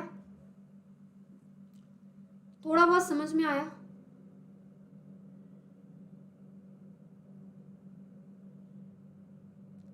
चलिए, तो यहाँ पे जब आप लोगों को इतनी चीज़ें समझ में आ गई हैं, तो फिर हम आगे बढ़ते हैं। आगे बढ़ते हैं और क्या देखते हैं, आगे बढ़ के हम लोग यहाँ पे अगले पड़ाव की तरफ बढ़ते हैं। मैंने आपसे कहा था कि मैं आपको आज जो करंट अफेयर कराऊंगी, उसमें मैं आपको उसी सीक्वेंस में करंट अफेयर कराऊंगी जिस सीक्वेंस में हम पढ़ते हैं। तो आपने क्या देखा, आपने ये देखा कि पहले हमने अंतरिक्ष से जुड़े हुए करंट अफेयर देखे। पहले कौन से देखे, अंतरिक्ष से जुड़े हुए। अब हम देखेंगे स्थल मंडल से जुड़े हुए करंट अफेयर। अब कौन से देखेंगे, अब हम देखेंगे स्थल मंडल से जुड़े हुए करंट अफेयर। तो अगर आपका ज्योग्राफी से थोड़ा बहुत भी लेना देना है, तो शायद आपने इन चारों का नाम सुना होगा। बोल रही हूं मैं, इन चारों का नाम आपने सुना होगा, जिनमें एक आता है continental drift, convectional current, sea floor spreading और प्लेट टेक्टोनिक। इन चारों का नाम आपने सुना होगा। मतलब कि आपने यहाँ पे पढ़ा है कि प्लेट विवर्तनिकी क्या है, आप जानते हैं कि प्लेट विवर्तनिकी कैसे काम करती है, और इसके बारे में मैंने आपको डीप में बहुत सारी चीज़ें पढ़ाई हैं। इसी का एक प्रैक्टिकल इम्प्लीमेंटेशन हमें अभी अभी जापान में देखने को मिला। सुनिए, तो कहानी ये है कि जापान में अभी अभी ज्वालामुखी उद्गार से एक नया आइलैंड मिला है। जापान में ज्वालामुखी उद्गार से एक नया आइलैंड बना है, मिला नहीं है, एक नए आइलैंड की उत्पत्ति हुई है। अब सवाल उठता है कि ये जो आइलैंड है ये कैसे बना, ये प्लेट टेक्टोनिक्स को कैसे दिखाता है। तो सुनिए, इस आइलैंड का नाम क्या रखा है, इस आइलैंड का नाम रखा है निशिनोशिमा। इसका नाम क्या रखा है, निशिशोनीमा। अभी मैं आपको लिए इसको जूम करूंगी, आपको दिख जाएगा।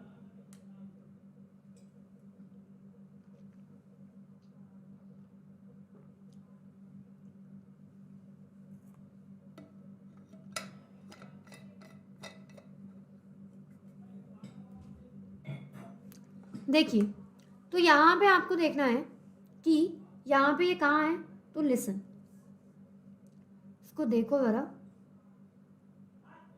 मैं आपके लिए इसको जूम कर देती हूँ। Where is the zoom button. हाँ, अभी दिख रहा है क्या, अभी दिख पा रहा है। ये साउथ कोरिया, ये चाइना, ये जापान, और जापान में यहाँ पे क्या है, यहाँ पे ये जो रेड डॉट है, ये है आपका नया आइलैंड। तो आप देख सकते हैं कि जापान कैसा है। जापान आपके लिए कुछ इस तरीके से बना है। आप जानते हैं इसमें होन्शु, होकाइडो, क्योशु, शिकोकू 4 द्वीप हैं। जापान क्या है, जापान एक तरीके का आर्कीपेलागो है। अब सवाल उठता है कि आर्कीपेलागो क्या होता है ना, सवाल उठता है कि आर्कीपेलागो क्या होता है। आर्कीपेलागो का मतलब होता है द्वीपों का समूह, द्वीपों का समूह। बहुत सारे द्वीप मिलते हैं तो उसे आर्कीपेलागो कहते हैं। तो आपको क्या देखना है, आपको ये देखना है कि ये जो आपका आर्कीपेलागो है, इसका नाम क्या है? इसका नाम है आपके लिए निशिनोशिमा। फॉर ये जो नया आइलैंड है इसका नाम है निशिनोशिमा। और आर्कीपेलागो क्या है? आर्कीपेलागो है आपका आइलैंड्स का समूह। जैसे कि इंडोनेशिया एक आर्कीपेलागो है, जापान एक आर्कीपेलागो है, फिलीपींस एक आर्कीपेलागो है, क्योंकि ये क्या है? ये आपके लिए द्वीपों के समूह है। तो अब ये जो हमारा जापान है, आप किसको देखिए? आप लोग इस जापान को देखिए। जापान में भी होकाइडो, होंशु, शिकोकू, क्योशु, ये 4 द्वीप हैं और उनके नीचे एक और है। किसी को पता है उसका नाम? ओकिनावा। एक और है ओकिनावा। तो ओकिनावा के भी बाद एक और ये आइलैंड जो है इसकी उत्पत्ति हुई है, जिसका नाम क्या है? इसकी जो उत्पत्ति हुई है इसका नाम है क्या? निशिनोशिमा। ये टोक्यो से 1200 किलोमीटर नीचे मिला है। टोक्यो से भी अगर आप 1200 किलोमीटर नीचे देखें, वहाँ पे आपको ये जो आइलैंड है ये दिखा है। ये आइलैंड क्रीसेंट शेप का है, जिसका व्यास केवल 1 किलोमीटर का है। व्यास मतलब ये, इसका व्यास केवल 1 किलोमीटर का है। इतना बड़ा ये जो आइलैंड है ये यहाँ पर मिला है। तो आप देख सकते हैं क्रीसेंट मतलब अर्धचंद्राकार। तो ये लगभग अर्धचंद्राकार दिख रहा है और ये आपको जापान का जो नया आइलैंड है इसकी उत्पत्ति हुई है। सवाल उठता है कि इस धरती पर एक नए आइलैंड की उत्पत्ति हुई है तो कैसे यहाँ पर ये एक नया आइलैंड बन गया? तो सुनिए, यहाँ पे आप सुनिए कि नया आइलैंड इस धरती में बनता कैसे है। तो पहले आपको ये समझना होगा कि ये जो हमारी पृथ्वी है ना, हमारी पृथ्वी पर ये जो ज़मीन है, ये ज़मीन क्या है? हमारी ज़मीन अलग अलग स्थल मंडलीय प्लेटों से मिलकर बनी है। कैसे बनी है? स्थल मंडलीय प्लेटों से मिलकर बनी है। सवाल क्या उठता है? सवाल उठता है कि स्थल मंडलीय प्लेटें क्या होती हैं? तो भूपर्पटी और मेंटल का ऊपरी भाग, भूपर्पटी और मेंटल का ऊपरी भाग, ये दोनों मिलकर क्या कहलाते हैं? ये दोनों मिलकर कहलाते हैं स्थल मंडल। तो आपको क्या देखना है? ये देखना है कि ये जो स्थल मंडल है ना, ये ऐसा नहीं है कि अपनी ये जो पूरी की पूरी अर्थ है इसके ऊपर एक ही लिथोस्फेयर है। नहीं, हमारी ये जो अर्थ है ना, ये अलग अलग लिथोस्फेरिक प्लेटों में डिवाइड है, अलग अलग स्थल मंडलीय प्लेटों में डिवाइड है। तो आपको ये देखना है कि ये जो प्लेटें हैं ना, 7 तो बड़ी बड़ी प्लेटें हैं और कुछ छोटी छोटी प्लेटें हैं, और प्लेटों के बीच गति होती है। आप में से कोई जानता है कि प्लेटों की गति का कारण क्या है? प्लेटों की गति का कारण दिया था आर्थर होम्स ने। प्लेटों की गति का कारण है संवहनीय धाराएं। तो आप देख सकते हैं कि हमारे मेंटल में संवहनीय धाराएं चलती हैं, कन्वेक्शनल करंट चलती हैं। क्यों? क्योंकि वहाँ पे रेडियो एक्टिव तत्व हैं। तो वो जो कन्वेक्शनल करंट है उनकी वजह से जो हमारी प्लेटें हैं ये गति करती हैं। जब प्लेटें दूर जाती हैं तो इसे डाइवर्जन कहते हैं, जब प्लेटें पास आती हैं तो इसे कन्वर्जन कहते हैं, और जब प्लेटें ऐसे खिसक जाती हैं तो इसे ट्रांसफॉर्म कहते हैं। मुझे अभी आपके साथ अभिसरण यानी कि कन्वर्जन पे चर्चा करनी है। प्लेटें कैसी हैं? प्लेटें हैं तो बड़ी बड़ी 7, फिर छोटी छोटी कई। तो ये जो प्लेटें हैं ये 2 प्रकार की होती हैं, ओशियानिक प्लेट और कॉन्टिनेंटल प्लेट। मतलब कि एक है आपकी महासागरीय प्लेट और एक कौन सी है? एक है महाद्वीपीय प्लेट। तो होता क्या है? होता यह है कि जो महासागरीय है और जो महाद्वीपीय है ये प्लेटें एक दूसरे से टकराती हैं। तो 2 प्लेटें 3 अलग अलग तरीकों से टकरा सकती हैं। कौन कौन से 3 अलग अलग तरीके? तो यहाँ पे आप देख सकते हैं कि जो 3 अलग अलग तरीके हैं इनमें क्या है?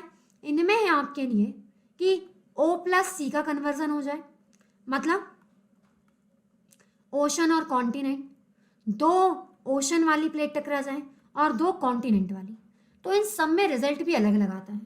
अभी के लिए मैं आपको सिर्फ इतना बताती हूँ कि अगर 2 महासागर वाली प्लेट मिलती हैं तो क्या होता है।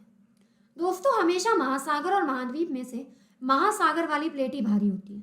तो अगर एक महासागर और एक महाद्वीप वाली प्लेट टकराई तो पक्का है कि महासागर वाली प्लेट ही नीचे जाएगी। लेकिन अगर 2 महाद्वीप या 2 महासागर वाली प्लेटें टकरा रही हैं तो डिपेंड करता है, दोनों में से जो भी भारी है वो नीचे जाएगी। तो यहाँ पे आप देखो कि 2 प्लेटें टकराई तो दोनों में से ओशन वाली जो भी प्लेट है वो नीचे चली जाएगी। अब जब ये नीचे जाती है तो आप क्या देखते हो? जब ये नीचे जाती है तो आप देखो कि ऐसी ये दो प्लेटें हैं। यहाँ दिख रहा है मेरा हाथ, ये एक प्लेट है, ये दूसरी प्लेट है। इनमें से मान लो ये वाली भारी है तो ये नीचे जा रही है। अब जब ये नीचे जाती है तो नीचे क्या होता है, नीचे मैग्मा भरा हुआ है। नीचे क्या हुआ है, मैग्मा भरा हुआ है। तो नीचे मैग्मा भरा है इसलिए ये प्लेट नीचे जाके क्या होती है, मेल्ट हो जाती है। नीचे जाके ये प्लेट जो है ये पिघल जाती है। तो होता ये है कि जब ये प्लेट पिघल गई, जब ये प्लेट क्या हुई, जब ये प्लेट पिघल गई तो होता ये है कि हमारी ये जो पृथ्वी है इसमें मेंटल में क्या है, इसके मेंटल में क्या है, मैग्मा भरा हुआ है।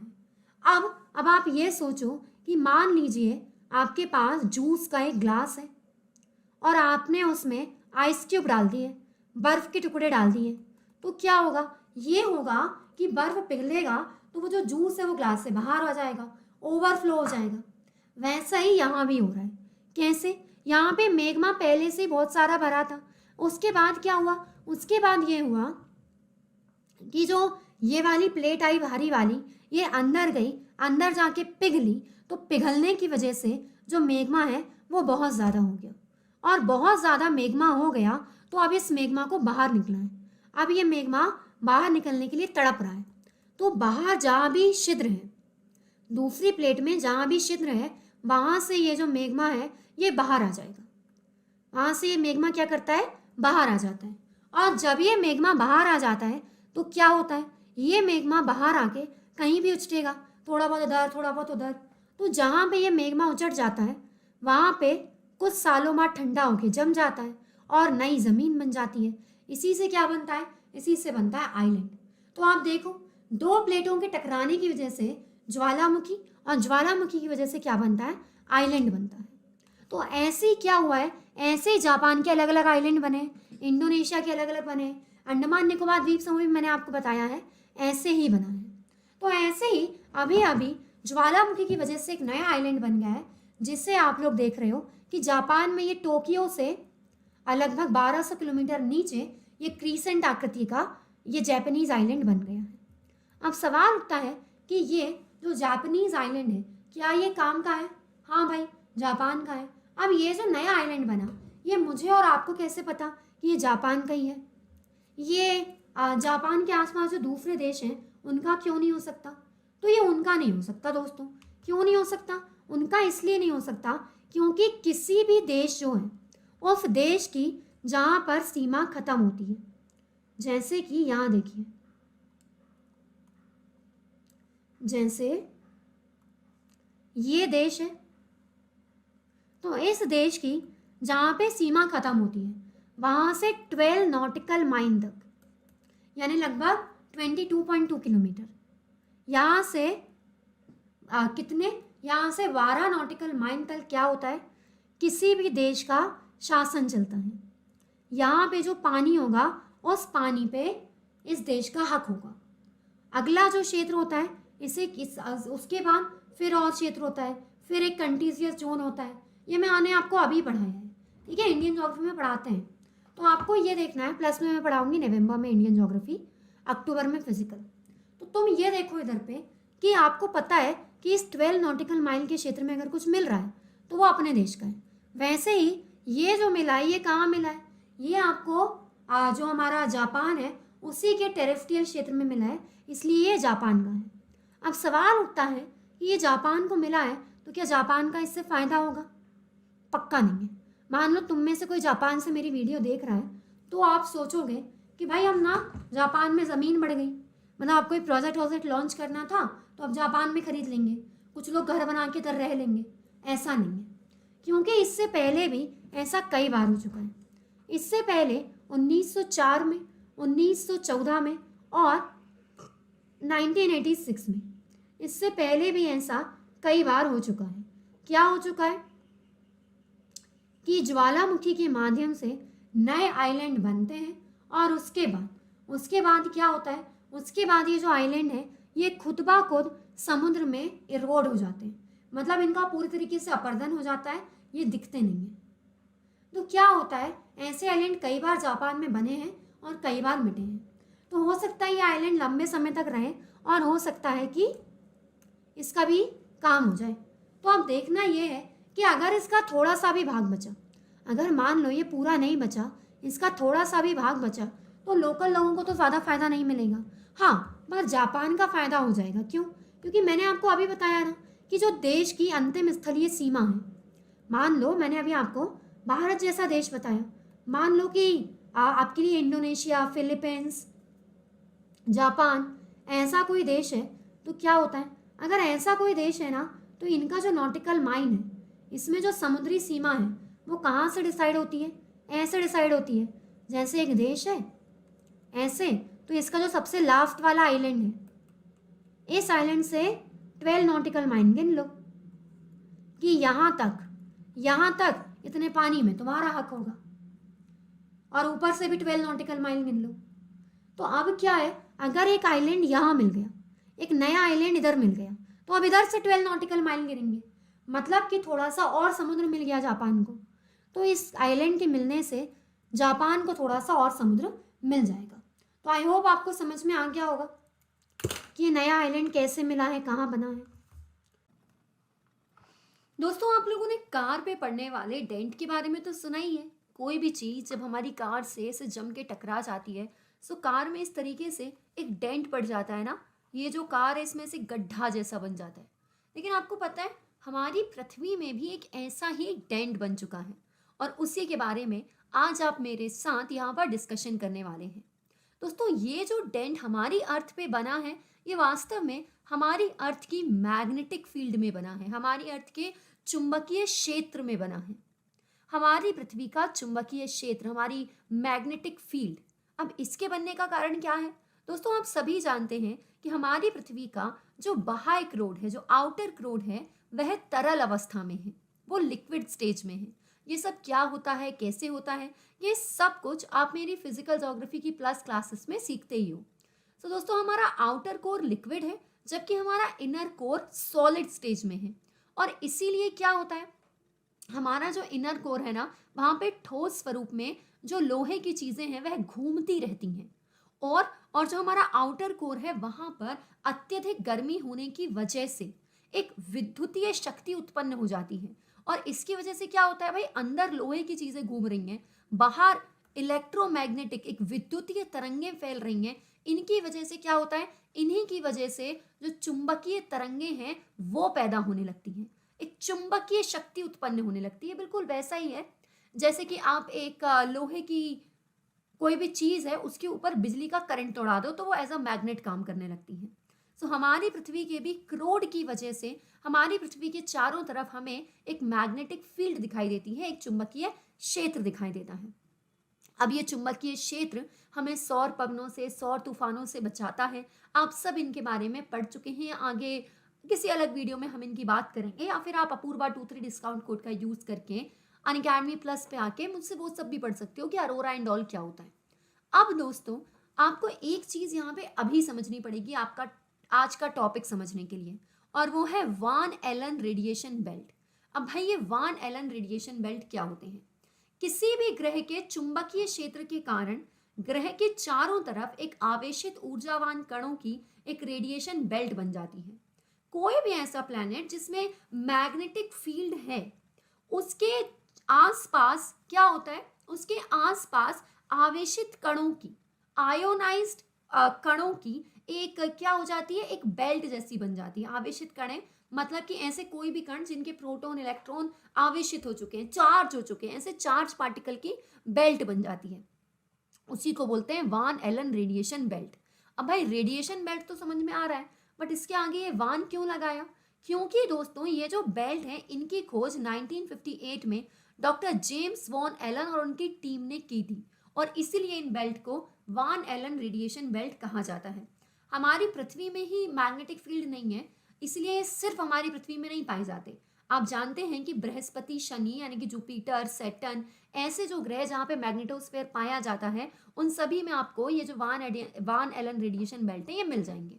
हमारी पृथ्वी में आपको 2 वान एलन रेडिएशन बेल्ट मिलेंगे। ये देखो, ये है हमारी अर्थ, ये है हमारा इनर वान एलन रेडिएशन बेल्ट, ये दोनों साइड, और ये है आउटर वान एलन रेडिएशन बेल्ट। ये जो आपको व्हाइट कलर की लाइनें दिख रही है ना, ये सब हमारी चुंबकीय तरंगें हैं, ये सब हमारी मैग्नेटिक वेव्स हैं, और इन मैग्नेटिक वेव्स की वजह से ये वान एलन रेडिएशन बेल्ट जो है ये बन गए हैं। मतलब चुंबकीय तरंगें जितनी मजबूत होंगी उतना अच्छा आपको ये वान एलन रेडिएशन बेल्ट दिखाई देगा। अब दोस्तों क्या हो रहा है, आप ये अलग अलग डायग्राम्स में देख सकते हो वान एलन रेडिएशन बेल्ट को।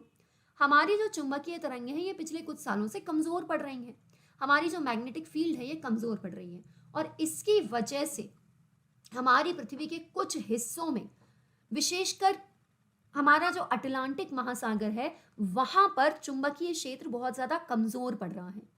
उसका प्रमाण ये है कि वहां का जो वान एलन रेडिएशन बेल्ट है ना वो पिचक सा गया है। आई मीन टू से कोई ठोस चीज तो नहीं है कार जैसी जो पिचक जाएगी, भाई वो क्या हुआ है, जैसे वान एलन रेडिएशन बेल्ट आवेशित कणों से बनता है, तो वो जितनी दूर तक फैला हुआ था वो उतना चौड़ा नहीं है, पतला सा हो गया है। सो उसी को बोल रहे हैं डेंट। तो अब ये तो गड़बड़ी हो गई, चुंबकीय क्षेत्र कमजोर पड़ गया, किसी एक क्षेत्र पे चुंबकीय क्षेत्र कमजोर पड़ गया, सो वहां पर वान एलन रेडिएशन बेल्ट पतला हो गया। सो गड़बड़ी के लिए हिंदी में एक शब्द है विसंगति, अंग्रेजी में एक शब्द है एनोमली। अब ये एनोमली हमें पृथ्वी पे कहां दिखाई दे रही है, अटलांटिक महासागर में, और इसीलिए आप लोग क्या देख सकते हो, हम इसे कह रहे हैं अटलांटिक विसंगति। अब अटलांटिक महासागर बहुत बड़ा है, आप सभी जानते हैं कि नॉर्थ अमेरिका, नीचे साउथ अमेरिका, फिर यहाँ यूरोप, अफ्रीका है, उनके बीच में पूरा अटलांटिक महासागर है। तो अटलांटिक महासागर को भी हम दो हिस्सों में संदर्भित करते हैं, एक हमारा नॉर्थ अटलांटिक ओशन, एक साउथ अटलांटिक ओशन। तो ये जो विसंगति है, ये जो एनोमली है, ये हमें साउथ अटलांटिक में दिख रही है, इसीलिए हम इसको बोल रहे हैं साउथ अटलांटिक एनोमली। तो भाई साउथ अटलांटिक एनोमली क्या है, साउथ अटलांटिक एनोमली अफ्रीका और दक्षिण अमेरिका, साउथ अमेरिका के बीच के क्षेत्र में पृथ्वी के जियोमैग्नेटिक एरिया को संदर्भित करता है। ये वो क्षेत्र है जहां पर हमारी पृथ्वी का जो मैग्नेटिक क्षेत्र है, जो मैग्नेटोस्फेयर है, वो कमजोर हो चुका है, और हम लोग इसी को क्या बोल रहे हैं, इसी को हम दक्षिण अटलांटिक विसंगति कह रहे हैं। यहाँ पे वान एलन रेडिएशन बेल्ट जो है वो बहुत पतला हो गया है, इसकी जो ऊंचाई है ये सामान्य ऊंचाई से 200 किलोमीटर तक कम हो गई है। आप देख सकते हो, आपको मैप पे कुछ नहीं करना है, आपको अटलांटिक ओशन देखना है। अटलांटिक ओशन क्या है, देखो ये हमारा नॉर्थ अमेरिका, ये साउथ अमेरिका, ये अफ्रीका। सो ये जो आपको दिख रहा है ना, ये जो एरिया है ना, यहाँ पे धीरे धीरे धीरे धीरे जो मैग्नेटिक फील्ड है ये कमजोर हो रही है। मैग्नेटिक फील्ड के कमजोर होने के अनेकों कारण हैं, जिनमें सभी प्राकृतिक कारण हैं। अब दोस्तों आप लोग देखते हैं कि ये जो साउथ अटलांटिक एनोमली है इसके क्या क्या दुष्प्रभाव हो सकते हैं। तो दोस्तों इसके बहुत से दुष्प्रभाव हो सकते हैं, जैसे कि हमारे बहुत सारे सैटेलाइट होते हैं जो कि क्या करते हैं, जो कि हमारी पृथ्वी के मैग्नेटोस्फेयर के हिसाब से इस तरीके से डिजाइन किए जाते हैं कि कब उन पे कितना मैग्नेटिक फील्ड लगेगी, फिर नहीं लगेगी।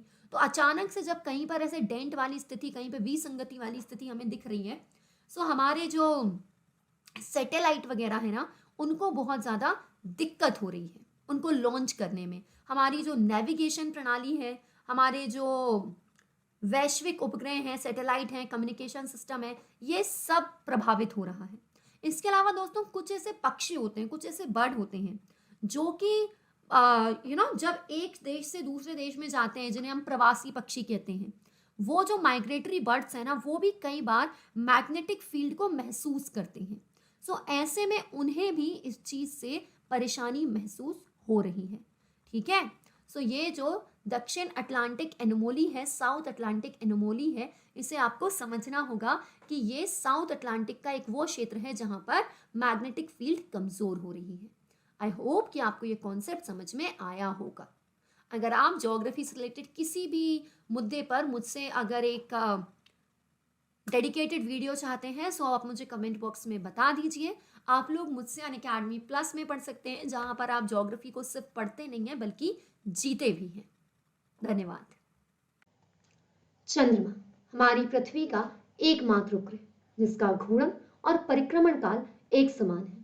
तात्पर्य, हमारे मून का रोटेशन और रिवॉल्यूशन पीरियड एक समान है, और इसीलिए तो हम पृथ्वी से चंद्रमा का एक भाग कभी देख ही नहीं पाते, जिसे हम कहते हैं dark side of the moon. अब ये जो चंद्रमा है, इसके बारे में यही सिद्धांत दिया जाता है कि द बिग स्प्रेड थ्योरी के अनुसार चंद्रमा की उत्पत्ति पृथ्वी से ही हुई है और यही कारण है जो मनुष्यों के लिए चंद्रमा सदैव ही एक कौतूहल का विषय बना रहा और इसीलिए मनुष्यों ने कई बार चंद्रमा पर अलग अलग मिशन, अलग अलग स्पेसक्राफ्ट भेजे, फिर चाहे वो यूनाइटेड स्टेट ऑफ अमेरिका हो, यूएसएसआर यानी कि हमारा रशिया हो या फिर चीन। और इसी श्रृंखला में हमारा भारत भी पीछे नहीं है। हम भी अपने चंद्रयान मिशन के द्वारा चंद्रमा से जुड़े हुए रहस्यों से पर्दा उठाने का प्रयास कर रहे हैं। परंतु इस बार चाइना एक कदम आगे निकल चुका है। चाइना के चैंग ई 5 मिशन के द्वारा जो सैंपल भेजे गए हैं उसके द्वारा कुछ नए शोध सामने आए हैं और इन शोधों को जानना यूपीएससी और अन्य किसी भी एग्जाम के लिए बेहद आवश्यक है। तो आज की इस वीडियो में हम इन्हीं शोधों के बारे में और चैंग ई 5 मिशन के बारे में चर्चा करेंगे। चलिए तो अब बात करती हूँ चैंग ई 5 मिशन की। देखिए, किसी भी देश के द्वारा चंद्रमा पर जो स्पेसक्राफ्ट भेजे जाते हैं उनकी पूरी एक श्रृंखला होती है। जैसे कि भारत चंद्रमा पर भेजे जाने वाले मिशन का नाम क्या रखता है? चंद्रयान। चंद्रयान 1, 2, 3। वैसे ही जो चीन है वो चंद्रमा पर भेजे जाने वाले मिशन का नाम रखता है चैंग ई। चैंग ई 1, चैंग ई 2, चैंग ई 3, चैंग ई 4, चैंग ई 5। इसी श्रृंखला में चैंग ई 5 जो है वो चंद्रमा पर भेजा गया। चैंग ई ये Chinese goddess of the moon के नाम के आधार पे रखा जाता है। अब ये जो चैंग ई 5 प्रोब है ये लॉन्च हुआ था नवंबर 2020 में और सबसे विशेष बात ये जो चैंग ई 5 है ये एक सैंपल रिटर्निंग मिशन है। मतलब कि ये चंद्रमा पर जाकर वहां से कुछ पदार्थ, कुछ नमूने पृथ्वी पर भेजने वाला था और देखिए सफलतापूर्वक ये मिशन सफल हुआ भी और इसने यही किया। दिसंबर 2020 में इस चैंग ई 5 के द्वारा पृथ्वी पर इनर मंगोलिया के पास कुछ चंद्रमा की चट्टानों के जो नमूने हैं, जो सैंपल हैं वो भेजे गए। अब ये जो सैंपल हैं इन पर पिछले कई महीनों से रिसर्च जारी थी और इन शोधों के द्वारा कुछ चीजें पता चली हैं। इन शोधों के द्वारा चंद्रमा के बारे में जो परिणाम सामने आए हैं उन्हें अलग अलग न्यूज़पेपर्स ने कवर कर लिया है और अब इन परिणामों को जानना विस्तार से आपके लिए भी आवश्यक है। आप देख सकते हैं age and composition of young basalt on the moon measured from sample written by Chang E5। देखिए, अभी इससे पहले भी कुछ मिशन हैं जो चंद्रमा से सैंपल ला चुके हैं, लेकिन चंद्रमा से जो सैंपल लाए गए हैं चट्टानों के उनके द्वारा हमें ये तो पता चला कि ये वॉल्केनिक यूनिट है, ज्वालामुखी बेसाल्टिक लावा से बनी है, पर उन चट्टानों की जो आयु है वो लगभग 3 बिलियन साल पुरानी लग रही थी। मतलब हमें ये लगा कि चंद्रमा पे 3 बिलियन साल पहले जो ज्वालामुखी प्रक्रियाएं हैं, जो वॉल्केनिक एक्टिविटीज हैं वो होती थी और उसके बाद रुक गई। लेकिन अब चैंग ई 5 के द्वारा जो सैंपल आया है इस पर शोध करने के द्वारा ये पता चला है कि ये भी वॉल्केनिक यूनिट है, बेसाल्टिक लावा से बनी है, लेकिन इनकी उम्र लगभग 1.96 बिलियन ईयर, मतलब कि लगभग 2 बिलियन साल पुरानी है। मतलब ये कि चंद्रमा पर हमारा जो अंदाजा था 3 बिलियन साल तक वॉल्केनिक एक्टिविटीज चली, नहीं, वो उसके बाद 1 बिलियन साल तक और चली। आज से लगभग 2 बिलियन साल पहले भी चंद्रमा पर ज्वालामुखीय प्रक्रियाएं होती रही हैं। तो इसके माध्यम से हम देख सकते हैं कि चंद्रमा पर बहुत ज्यादा पहले समय तक, मतलब 2 बिलियन साल पहले भी ज्वालामुखीय प्रक्रियाएं हुई हैं। इन शोधों के माध्यम से हम ना केवल चंद्रमा के जो चट्टाने हैं उन पर शोध कर पा रहे हैं, बल्कि चंद्रमा से जुड़े हुए बहुत से रहस्यों को खोज पा रहे हैं। और इसीलिए चंद्रमा से जुड़े हुए जो रहस्य हैं ये आपके लिए जानना जरूरी है, क्योंकि चंद्रमा की उत्पत्ति को जानने से हम ना केवल पृथ्वी, सौर मंडल और ब्रह्मांड की उत्पत्ति के बारे में बहुत से प्रश्नों का जवाब देने के काबिल हो पाएंगे। तो ये टॉपिक आपके यूपीएससी, एसएससी, स्टेट पीएससी यानी किसी भी एग्जाम के लिए बेहद जरूरी है। मैं आशा करती हूँ आपको ये जो घटना है, ये जो खबर है पूरी तरीके से समझ में आई होगी। अगर आपको कोई भी डाउट है आप मुझसे कमेंट बॉक्स में पूछ सकते हैं। आपसे अगली मुलाकात होगी अगली वीडियो में। धन्यवाद। दोस्तों, कभी आपने सोचा है कि अगर हमारी पृथ्वी पे बहुत सारा सोना कहीं से आ जाए तो क्या हमारी पृथ्वी की गरीबी मिट सकती है? क्या हमारे भारत में, हमारे आसपास के देशों में जितने भी लोग गरीब हैं वो क्या सब अमीर बन सकते हैं? इसका जवाब है नहीं। दोस्तों, अगर किसी जगह से बहुत सारा सोना हमारी धरती पर आ भी जाएगा ना तो हमारा जो मार्केट है उसमें एक तरीके से क्रंच आ जाएगा। उस समय क्या होगा, आज सोने की कीमतें ज़्यादा इसीलिए हैं क्योंकि इसकी मांग तो बहुत है पर पूर्ति कम। लेकिन दोस्तों, कल को अगर बहुत सारा सोना आ गया तो उसकी पूर्ति से ज़्यादा, उसकी मांग से ज़्यादा उसकी पूर्ति हो जाएगी। यहाँ पर आप देखेंगे कि उसकी डिमांड इतनी ज़्यादा नहीं रहेगी जितनी उसकी सप्लाई हो जाएगी और ऐसी परिस्थिति में सोना ही सस्ता हो जाएगा। चलिए दोस्तों, इस समय जो मैंने आपसे बात की, ये मैंने आपसे इसीलिए क्योंकि कि यही बात आज हमारे टॉपिक से रिलेटेड है। दोस्तों, वास्तव में अंतरिक्ष में एक ऐसा शुद्ध ग्रह, एक ऐसा एस्टेरॉयड खोज लिया गया है जो कि सोने से बना हुआ है। अब दोस्तों, ये जो गोल्डन एस्टेरॉयड है, इसका असल नाम है 16 साइके। और दोस्तों, ये जो साइके एस्टेरॉयड है, ये कोई आज कल या फिर अभी अभी कोई नासा ने नहीं खोजा है। इस एस्टेरॉयड की जो डिस्कवरी है, ये तो 17 मार्च 1852 1852 में ही हो गई थी। और दोस्तों, ये जो एस्टेरॉयड है, इसके बारे में ये पता चल गया था कि ये एस्टेरॉयड गोल्ड से बना है। इस एस्टेरॉयड में बहुत सारे मेटल हैं, धातुएं हैं। दोस्तों, ये एस्टेरॉयड हमारे करीब नहीं है, बल्कि ये हमारी धरती से इतना दूर है जितना कि हमारे सन की जो दूरी है उसको 3 गुना कर लिया जाए। सूर्य और पृथ्वी के बीच की जो दूरी है उससे 3 गुना अधिक दूरी पर यह एस्टेरॉयड हमसे दूर है। अब सवाल उठता है कि ये एस्टेरॉयड होते क्या हैं। दोस्तों, मैंने आप लोगों को कई बार एस्टेरॉयड्स के बारे में समझाया है। दोस्तों, शुद्ध ग्रह ग्रहों के टूटे हुए टुकड़े होते हैं। शुद्ध ग्रह हो, उल्कापिंड हो या धूमकेतु हो, यानी कि एस्टेरॉयड हो, कमेट हो या मीटेओराइट हो, ये सभी क्या करते हैं? ये सभी सूर्य की ही परिक्रमा कर रहे हैं। लेकिन दोस्तों, ये जो एस्टेरॉयड हैं, ये भी 3 प्रकार के होते हैं। हमें स्कूलों में हमेशा यही समझाया जाता है कि भाई एस्टेरॉयड जो हैं वो केवल वही हैं जो कि मंगल और बृहस्पति, जो कि मार्स और जुपिटर के बीच सूर्य की परिक्रमा कर रहे हैं, जो कि अपनी उस एस्टेरॉयड बेल्ट में ही रहते हैं। लेकिन दोस्तों, ये अधूरी जानकारी है। मंगल और बृहस्पति के बीच हमें अधिकांश शुद्ध ग्रह जरूर मिलते हैं। हमें 1.1 से अनुमानतः 1.9 मिलियन के बीच जो शुद्ध ग्रह हैं, ये मार्स और जुपिटर के बीच के एस्टेरॉयड बेल्ट में मिलते हैं। लेकिन इनके अलावा दोस्तों, नियर अर्थ एस्टेरॉयड और ट्रोजन्स भी होते हैं। ट्रोजन क्या होते हैं? ऐसे एस्टेरॉयड जो किसी बड़े ग्रह के साथ कक्षा साझा करते हैं, मतलब जो अपनी एस्टेरॉयड बेल्ट में सूर्य का चक्कर नहीं लगाते, बल्कि किसी बड़े प्लैनेट के ऑर्बिट में ही सूर्य का चक्कर लगाते हैं, उन्हें कहते हैं ट्रोजन। जैसे कि जुपिटर के ट्रोजन्स के लिए ही हमने मिशन लूसी भेजा है, हमने मतलब नासा ने। आप देख सकते हैं कि बिल्कुल वैसे ही पृथ्वी के भी अभी तक 2 ट्रोजन एस्टेरॉयड खोज लिए गए हैं, जिनमें कि एक का नाम है, जो पहला खोजा गया था 2020 XL5, और जो सेकंड खोजा गया है उसका नाम है 2010 TK7। दोस्तों, तीसरे होते हैं नियर अर्थ एस्टेरॉयड। नियर अर्थ एस्टेरॉयड वो होते हैं जो कि अपनी एस्टेरॉयड बेल्ट से हट करके हमारी पृथ्वी की कक्षा के पास घूमते हैं। वो सूर्य का चक्कर ऐसे लगाते हैं कि वह हमारी पृथ्वी की कक्षा के करीब होते हैं। अब क्या होता है ना मेरे दोस्तों, नियर अर्थ एस्टेरॉयड को भी हम 4 कैटेगरीज में बांटते हैं, इस आधार पर कि वो जो एस्टेरॉयड का ऑर्बिट है वो हमारी पृथ्वी की ऑर्बिट को क्रॉस कर रहा है या नहीं। चलिए, मैं आपको इस समय इतना डीप में ले जाना नहीं चाहूंगी, लेकिन अगर आप इतना डीप में जाना चाहते हैं तो आप अनअकैडमी प्लस पर ज्वाइन कर सकते हैं। और अनअकैडमी प्लस पर ज्वाइन करते समय आपको जो डिस्काउंट कोड यूज़ करना है वो है अपूर्वा23। अगर आप डिस्काउंट कोड को यूज़ करते हैं तो आप लोगों को ना केवल मेरा एक गाइडेंस मिलता है, बल्कि सब्सक्रिप्शन पर डिस्काउंट भी मिल जाता है। जैसे इस समय आपको 20% डिस्काउंट मिल रहा है, आपको हमेशा 10% डिस्काउंट मिलता है ऑफर के तहत, कभी 20%, कभी 30%, ठीक है। लेकिन डिस्काउंट कोड जो आपको यूज़ करना है वो यही है। चलिए दोस्तों, वापस आते हैं अपने टॉपिक पर। जैसे आप लोगों ने अभी मेरे साथ समझा कि एस्टेरॉयड कई प्रकार के होते हैं, तो आज हम लोग जिस एस्टेरॉयड की बात कर रहे हैं वो मेन एस्टेरॉयड बेल्ट का ही है। मार्स और जुपिटर के बीच में जो एस्टेरॉयड बेल्ट है, उन्हीं में से एक एस्टेरॉयड की बात हम कर रहे हैं, जिसका नाम है 16 साइके।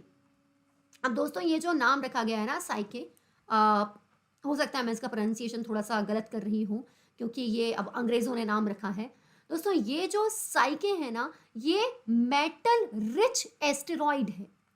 और दोस्तों, इसी एस्टेरॉयड की खोज में निकल पड़ा है अमेरिका की अंतरिक्ष एजेंसी नासा। दोस्तों, ये जो नासा है यह इसी एस्टेरॉयड पर जाना चाहता है और इसी एस्टेरॉयड का अध्ययन करना चाहता है। सवाल उठता है कि क्या नासा को भी यही लालच जाग उठा है कि इस एस्टेरॉयड पर जाएंगे, सोना ढूंढ के लाएंगे? जी नहीं दोस्तों, ये जो एस्टेरॉयड है, जैसा कि मैंने आप लोगों को बताया, ये क्या होते हैं? ये ग्रहों के ही टूटे हुए टुकड़े होते हैं, ये प्लैनेट्स के ही टूटे हुए टुकड़े होते हैं। और माना जाता है कि ये जो साइके हैं, ये कहीं ना कहीं किसी एक ग्रह का हिस्सा है। कोई ग्रह था जिसका क्रोड तो बन गया था, लेकिन बाकी वो ग्रह बन नहीं पाया था, तो उसी कुछ आधा अधूरा सा कुछ आंशिक क्रोड बन गया था, जो कि भविष्य में ग्रह भी बन सकता था पर नहीं बन पाया। सो ऐसा ही जो एक क्रोड है किसी ग्रह का, सिर्फ और सिर्फ आधा सा क्रोड जो है, उसी को हम साइके एस्ट्रॉइड कह रहे हैं। तो नासा इसीलिए इसके पीछे हाथ पैर मुंह धो करके पड़ गया है कि भैया अगर हमें इस एस्ट्रॉइड के बारे में ज़्यादा जानकारी मिलती है तो शायद हम ये पता कर पाएंगे कि हमारी पृथ्वी और अंदर के हमारे जो बाकी के आंतरिक ग्रह हैं, जो इनर प्लैनेट जिन्हें हम टेरेस्ट्रियल प्लैनेट कहते हैं, बुध शुक्र पृथ्वी मंगल, यानी कि मरकरी वीनस अर्थ मार्स, ये कैसे बने हैं। इसीलिए नासा ने अपना साइके मिशन प्लान किया है। दोस्तों नासा ने पहले कहा था कि ये जो मिशन है ये वो अगस्त 2022 में ही लॉन्च कर देंगे, लेकिन ये मिशन अगस्त 2022 में लॉन्च नहीं हो पाया। इसीलिए नासा ने ये कहा है कि अभी भी उन्होंने इस मिशन को लेकर हार नहीं मानी है। आप देख सकते हैं, मैं आपको नासा के पेज का स्क्रीनशॉट दिखा रही हूँ। नासा ने ये अनाउंस किया है कि अब ये जो साइके मिशन है ये अक्टूबर 2023 में लॉन्च किया जाएगा। आप जानते हैं कि स्पेस मिशन की जो डेट्स हैं वो आगे पीछे होती रहती हैं, लेकिन अभी भी नासा इस मिशन के पीछे लगा हुआ है और हो सकता है कि 2023 में वो इस गोल्डन एस्ट्रॉइड साइके पर पहुंच भी जाए। दोस्तों मैं आशा करती हूँ कि आपको जानकारी तो मिल गई होगी साइके एस्ट्रॉइड के बारे में, लेकिन अगर आप बेसिक्स के साथ पढ़ना चाहते हैं तो जुड़िए मेरे साथ अनअकैडमी प्लस पर विद यूजिंग डिस्काउंट कोड अपूर्वा23। दोस्तों अपूर्वा23 नाम का ये जो डिस्काउंट कोड है ना, ये मेरा नाम है अपूर्वा राजपूत, उसी से डिस्काउंट कोड बना है अपूर्वा23, जो कि बिना स्पेस के आप यूज़ करते हैं। इससे आप ना केवल यूपीएससी के सब्सक्रिप्शन में, बल्कि अगर आप अनअकैडमी का, एसएससी का, रेलवे का, आप अनअकैडमी का एमपीपीएससी, बिहार पीएससी, कोई भी स्टेट पीएससी, ईपीएफओ का भी सब्सक्रिप्शन लेते हैं तो किसी भी तरीके के सब्सक्रिप्शन में ये अपूर्वा23 कोड आपको डिस्काउंट दिलाता है। दोस्तों आज़ादी के बाद किसी मुल्क को यह लगा भी नहीं था कि भारत जैसा देश कभी खड़ा भी हो पाएगा, कभी ये देश एक मजबूत राष्ट्र बन भी पाएगा। ऐसे में इस देश का अंतरिक्ष में पहुंचना, चांद को छूना, मंगल को छूना, ये वास्तव में ऐसी बातें थी जिसकी कल्पना इस संसार के किसी मुल्क ने कभी की भी नहीं होगी, लेकिन भारत ने वह सब कुछ कर दिखाया। दोस्तों कारगिल युद्ध के समय जब भारत ने अमेरिका से यह कहा था कि वह पाकिस्तानी सेना की लोकेशन जीपीएस के माध्यम से देखना चाहता है, तो अमेरिका ने इनकार कर दिया था। लेकिन वही अमेरिका, उसी अमेरिका की अंतरिक्ष एजेंसी नासा अब इसरो के साथ मिल करके एक मिशन बना रही है जिसका नाम है निस्सार। दोस्तों ये जो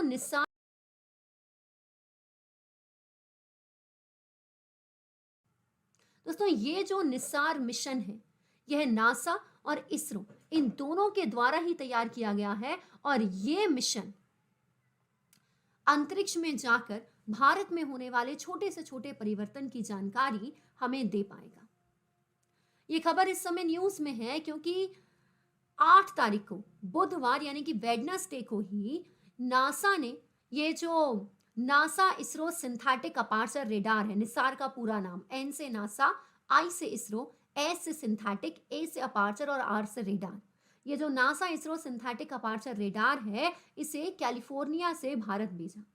आप देख सकते हैं कि अमेरिका ने इसे अपने एयरफोर्स C-17, जो आपके सामने फोटो है, इस प्लेन में इस लगभग इतने भारी स्पेसक्राफ्ट को, इतने भारी सैटेलाइट को भारत भेजा। भारत में बेंगलुरु की धरती पर यह सैटेलाइट उतरा।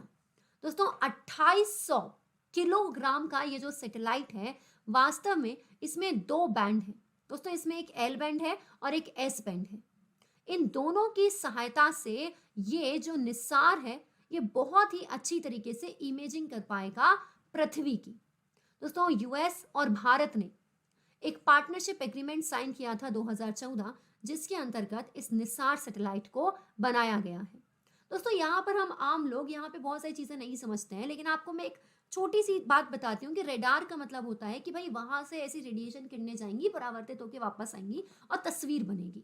सो इस रेडार में एल बैंड और एस बैंड दोनों ही तरीके के सिंथेटिक इस सैटेलाइट में एल बैंड और एस बैंड दोनों ही तरीके के जो सिंथेटिक रेडार हैं शामिल हैं। एल बैंड रेडार नासा ने बनाया, एस बैंड वाला इसरो ने बनाया, दोनों को इंटीग्रेट किया गया है और अब जीएसएलवी के द्वारा इसे लॉन्च किया जाएगा। निस्सार एक ऐसा पहला सैटेलाइट है जिसमें एल बैंड और एस बैंड दोनों ही फ्रीक्वेंसी की जो रेडार है ये यहाँ पर शामिल है। दोस्तों ये जो NASA ISRO synthetic aperture radar है ये 12 दिनों में पूरी पृथ्वी की एक तस्वीर ले पाएगा, मतलब 12 दिन में एक बार ये पूरी पृथ्वी की एक तस्वीर ले लेगा। दोस्तों ये हमारे लिए बहुत ज़्यादा ज़रूरी है, क्योंकि एक बार जब ये हमारे भारत के सतीश धवन स्पेस सेंटर से लॉन्च हो जाएगा, इसरो का कहना है कि इसे 2024 में लॉन्च किया जाएगा, तब ये हमारी पृथ्वी की सतह पर होने वाले छोटे से छोटे परिवर्तनों की जानकारी हमें दे पाएगा। दोस्तों इसके माध्यम से हमें प्राकृतिक आपदाओं के बारे में पहले से एक पूर्वानुमान लग जाएगा कि भाई ज्वालामुखी फटने वाला है, या भूकंप आने वाला है, या भूस्खलन आने वाला है। दोस्तों ये हमें जानकारी देगा ग्लेशियर्स के बारे में, हिमनदों के बारे में। जैसे उत्तराखंड के चामोली में ग्लेशियर फट गया था और बाढ़ आ गई थी, वो जो बर्फ का टुकड़ा है वो टूट करके नदी में गिर गया था। इस तरीके की जानकारी अगर हमें पहले से मिल जाएगी तो दोस्तों यहाँ पर हम पहले से अलर्ट हो जाएंगे, हम पहले से उस गांव को खाली करा सकते थे। लेकिन अब जब निसार अंतरिक्ष में पहुंच जाएगा तो हमें ऐसी चीज़ों की जानकारी पहले से मिल जाएगी। दोस्तों ये यहाँ पर किसानों की बहुत ज़्यादा मदद कर पाएगा, क्योंकि ये मृदा में होने वाले परिवर्तनों की जो जानकारी है वह हमें दे पाएगा। इसके माध्यम से इंफ्रास्ट्रक्चर मॉनिटरिंग में सहायता मिलेगी, कृषि में सुधार होगा। इसका मतलब है कि ये जो हमारा निसार है, ये हमारी पृथ्वी में होने वाले जितने भी चेंजेस हैं, फिर चाहे वह हमारी सतह पर हो, फिर चाहे वह हमारे ओशंस के भीतर हो, उनके बारे में हमें बताएगा। यह हमें हमारी पृथ्वी के कोल्ड रीजन, यानी कि जो हमारे पोलार रीजन है जहाँ पर बर्फ जमी हुई है, उनके ग्लेशियर्स के बारे में जानकारी देगा। ये हमें हमारे स्थलीय पारिस्थितिकीय तंत्र के बारे में जानकारी देगा। तो दोस्तों वास्तव में ये जो नासा और इसरो का बनाया गया सैटेलाइट है, यह मानवीय सभ्यता के लिए बहुत ही ज़्यादा महत्वपूर्ण साबित होगा। और जहाँ तक बात है भारत और अमेरिका के अंतर्राष्ट्रीय संबंधों की, तो इन्हें तो इस सैटेलाइट के निर्माण के माध्यम से मजबूती मिली ही है। दोस्तों निसार की निर्माण लागत इसरो के बजट से भी ज़्यादा है, लेकिन इसकी लागत में एक बहुत बड़ा हिस्सा उठाया है। दोस्तों मार्च 2023, 16 मार्च 2023 को एक बार फिर हर अखबार की खबरों में नाम आ गया है गगनयान मिशन का। दोस्तों ये वही गगनयान मिशन है जिसकी तैयारी इसरो 2006 से कर रहा है, और ये गगनयान मिशन अब वास्तव में माना जा रहा है कि अंतरिक्ष में पहुंच जाएगा 2024 में। दोस्तों आज फिर से ये हर अखबार की सुर्खियों में इसीलिए आया है क्योंकि हमारे जो साइंस एंड टेक्नोलॉजी मिनिस्टर हैं जितेंद्र सिंह साहब, उन्होंने लोकसभा में ये कहा है कि ये जो गगनयान मिशन है, इसकी जो फर्स्ट 4 ऑर्बिट मिशन है, उनका जो पहला मिशन है वो 2023 के मई में टेस्ट किया जाएगा। उसके बाद आप देख सकते हैं कि जो अनक्रूइड मिशन है वो 2024 की पहली तिमाही में जाएगा, और 2024 के अंतिम तिमाही में कौन सा मिशन जाएगा? वो मिशन जहां पर हमारे देश के 3 लोग अंतरिक्ष में प्रवेश करेंगे। दोस्तों आप लोगों को ऐसा लग रहा होगा कि अंतरिक्ष में तो पहले भी बहुत सारे जो एस्ट्रोनॉट्स वगैरह है वो जा चुके हैं, तो इसमें नई बात क्या है? दोस्तों मैं आपको एक बहुत ही अच्छे एग्जांपल से बताती हूँ। आप लोगों ने सुना हो, आप लोगों ने देखा है कि हमारे खुद के पास कार नहीं होती तो हम अपने दोस्तों की कार कई बार ले लेते हैं और बोलते हैं कि भाई हमें और हमारी फैमिली को यहाँ पे जाना है, हम पेट्रोल भरवा देंगे, हम खर्चा दे देंगे, हमें तेरी कार दे दे। बिल्कुल वैसे ही हमारे भारत के जो एस्ट्रोनॉट हैं वो स्पेस में ज़रूर गए हैं, लेकिन दोस्तों वो गए हैं कैसे? वो गए हैं रशिया, अमेरिका, ऐसे दूसरे देशों के अंतरिक्ष यान में बैठ करके। अब जो हमारा भारत है वो खुद का एक अंतरिक्ष यान बना रहा है और उसके द्वारा वह इंसानों को अंतरिक्ष में भेज रहा है। यही मिशन है गगनयान। दोस्तों ये जो मिशन है ये हमारे देश के 3 लोगों को स्पेस में भेजेगा और वापस उन्हें दोबारा सुरक्षित रूप से भारत में वापस लाएगा, उन्हें दोबारा धरती पर वापस लाएगा। जब वो दोबारा भारत धरती में वो लोग दोबारा जब धरती पर आएंगे तो वो इंडियन सी वाटर में, बंगाल की खाड़ी में प्रवेश करेंगे और वहां से वह सुरक्षित अपने घरों को लौटेंगे। तो आप देख सकते हैं कि ये भारत का पहला वो यान होगा जो कि एस्ट्रोनॉट्स को स्पेस में भेज पाएगा और सुरक्षित रूप से वापस ला पाएगा। Gaganyaan mission Indian space research organisation, भारतीय अंतरिक्ष अनुसंधान संगठन, इसरो का एक मिशन है, जिसके अंतर्गत पहले तो 2 मानव रहित मिशन भेजे जाएंगे और उसके बाद लास्ट में भेजा जाएगा वो मिशन जहां पर 1 महिला और 2 पुरुष अंतरिक्ष यात्री होंगे। ये लो अर्थ ऑर्बिट यानी कि हमारी पृथ्वी की जो निचली कक्षा है वहां पर पृथ्वी की परिक्रमा करेगा और उसके बाद यह धरती पर लौटेगा। दोस्तों जिसे हम कहते हैं हमारा बाहुबली GSLV Mark 3, उसी GSLV मार्क 3 का जो एक वाहन है, उसी का जो एक रॉकेट है जिसका नाम है लॉन्च व्हीकल मार्क 3, जब हम कहते हैं ना GSLV मार्क 3, तो GSLV मार्क 3 कहने से तात्पर्य यहाँ पे लॉन्च व्हीकल मार्क 3 कहने से ही है। GSLV मार्क 3 जब हम लोग कह रहे हैं तो इसका मतलब यही है, ये देखिए, जियो सिंक्रोनस लॉन्च व्हीकल मार्क 3। सो इससे हम लोग क्या भेजेंगे, इसी के द्वारा इसे अंतरिक्ष में भेजा जाएगा। यही वो लॉन्च व्हीकल है जिसके द्वारा ये जो गगनयान है वह क्या होगा, वह अंतरिक्ष में जाएगा, वही इसका लॉन्चर है। अब दोस्तों आप लोग देख सकते हैं कि ये जो मिशन है यह इसरो का है, लेकिन कई बार क्या होता है ना, हम सब कुछ खुद नहीं कर पाते, हमें दूसरे देशों की मदद लेनी पड़ती है। तो यहाँ पर भी दोस्तों हम जो अपना अंतरिक्ष यान है, जिसे हम गगनयान कह रहे हैं, वो खुद बनाएंगे।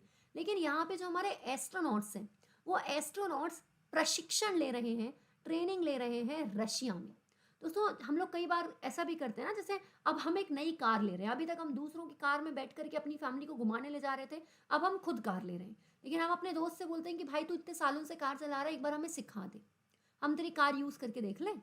बिल्कुल वैसे ही आप देख सकते हैं कि रशिया इतने सालों से एक, जिसे कहते हैं ना, ट्रेंड है अंतरिक्ष में लोगों को भेजने के लिए।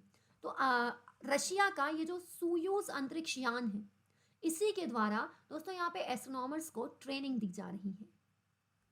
इसके अलावा दोस्तों आप देख सकते हैं कि ये जो मिशन है ये हमारे हर भारतवासी के लिए बहुत ज़रूरी है। इसके माध्यम से ना केवल हमारा देश विज्ञान और प्रौद्योगिकियों में एक नए स्तर को छू रहा है, बल्कि मेरे दोस्तों हमारे देश में जब बच्चे ये सपना देखते हैं कि उन्हें एस्ट्रोनॉट बनना है, तो वे दूसरे देशों का रुख कर लेते हैं, लेकिन अब वे हमारे देश में ही इस तरीके की क्षमताओं को देख पा रहे हैं कि वे हमारे देश में ही एक अच्छे एस्ट्रोनॉट बन पाएंगे।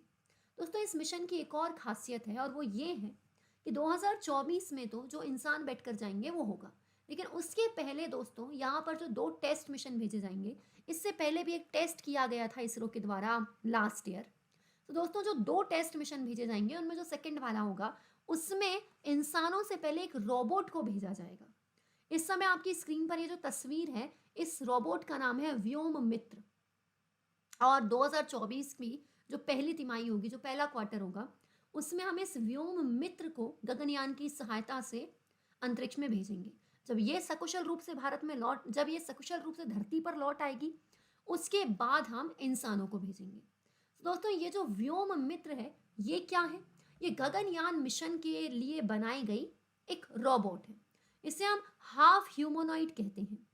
दोस्तों ये एक ह्यूमनॉइड रोबोट है जो कि एक लड़की जैसी, एक फीमेल जैसी दिखती है। इसी के साथ दोस्तों आप देख सकते हैं कि इसे पूरी तरीके से इसरो के द्वारा बनाया गया है। इसका नाम है जो व्योम मित्र। तो व्योम का मतलब होता है अंतरिक्ष, स्पेस, और मित्र का मतलब होता है फ्रेंड। तो पहले ये जाएंगे स्पेस में, उसके बाद जाएंगे इंसान। तो आप देख सकते हैं कि 2024 में हम गगनयान को लॉन्च करने की तैयारी में हैं। आप देख सकते हैं दोस्तों कि अगर आप अनअकैडमी प्लस पे मेरे साथ जुड़ते हैं तो आपको जो ज्योग्राफी है वह कहीं ना कहीं अपनी रूह में महसूस होगी। मैं आप लोगों को भूगोल इस कद्र पढ़ाऊंगी कि आप लोगों को हमेशा मेरे जो लर्नर्स पढ़ते हैं उन्हें अपने आसपास की चीज़ों में भूगोल नजर आता है, फिर यूपीएससी सीएससी में आने वाले जो प्रश्न हैं वे तो उनके लिए मामूली बन जाते हैं। सो अगर आप वास्तव में भूगोल को जीना चाहते हैं तो जुड़िए मेरे साथ अनअकैडमी प्लस पर, जहाँ मैं ही नहीं बल्कि अनअकैडमी के बेस्ट एजुकेटर आपको यूपीएससी सीएससी की तैयारी में मदद कराएंगे। दोस्तों 17 मार्च तक ये ऑफर है जहां आपको 20% डिस्काउंट मिल रहा है, और ये डिस्काउंट आपको तभी मिलेगा जब आप यूज़ करेंगे डिस्काउंट कोड अपूर्वा 23, APOORVA23। ये अपूर्वा और 23 के बीच में कोई स्पेस मत देना, बिना किसी स्पेस के आपको अपूर्वा 23 लिखना है, अप्लाई करना है, and you will get 20% discount. दोस्तों अनअकैडमी प्लस पे इस समय फिजिकल ज्योग्राफी और वर्ल्ड मैपिंग का कोर्स चल रहा है। एनुअल करंट अफेयर एनवायरमेंट आरंभ होने जा रहा है।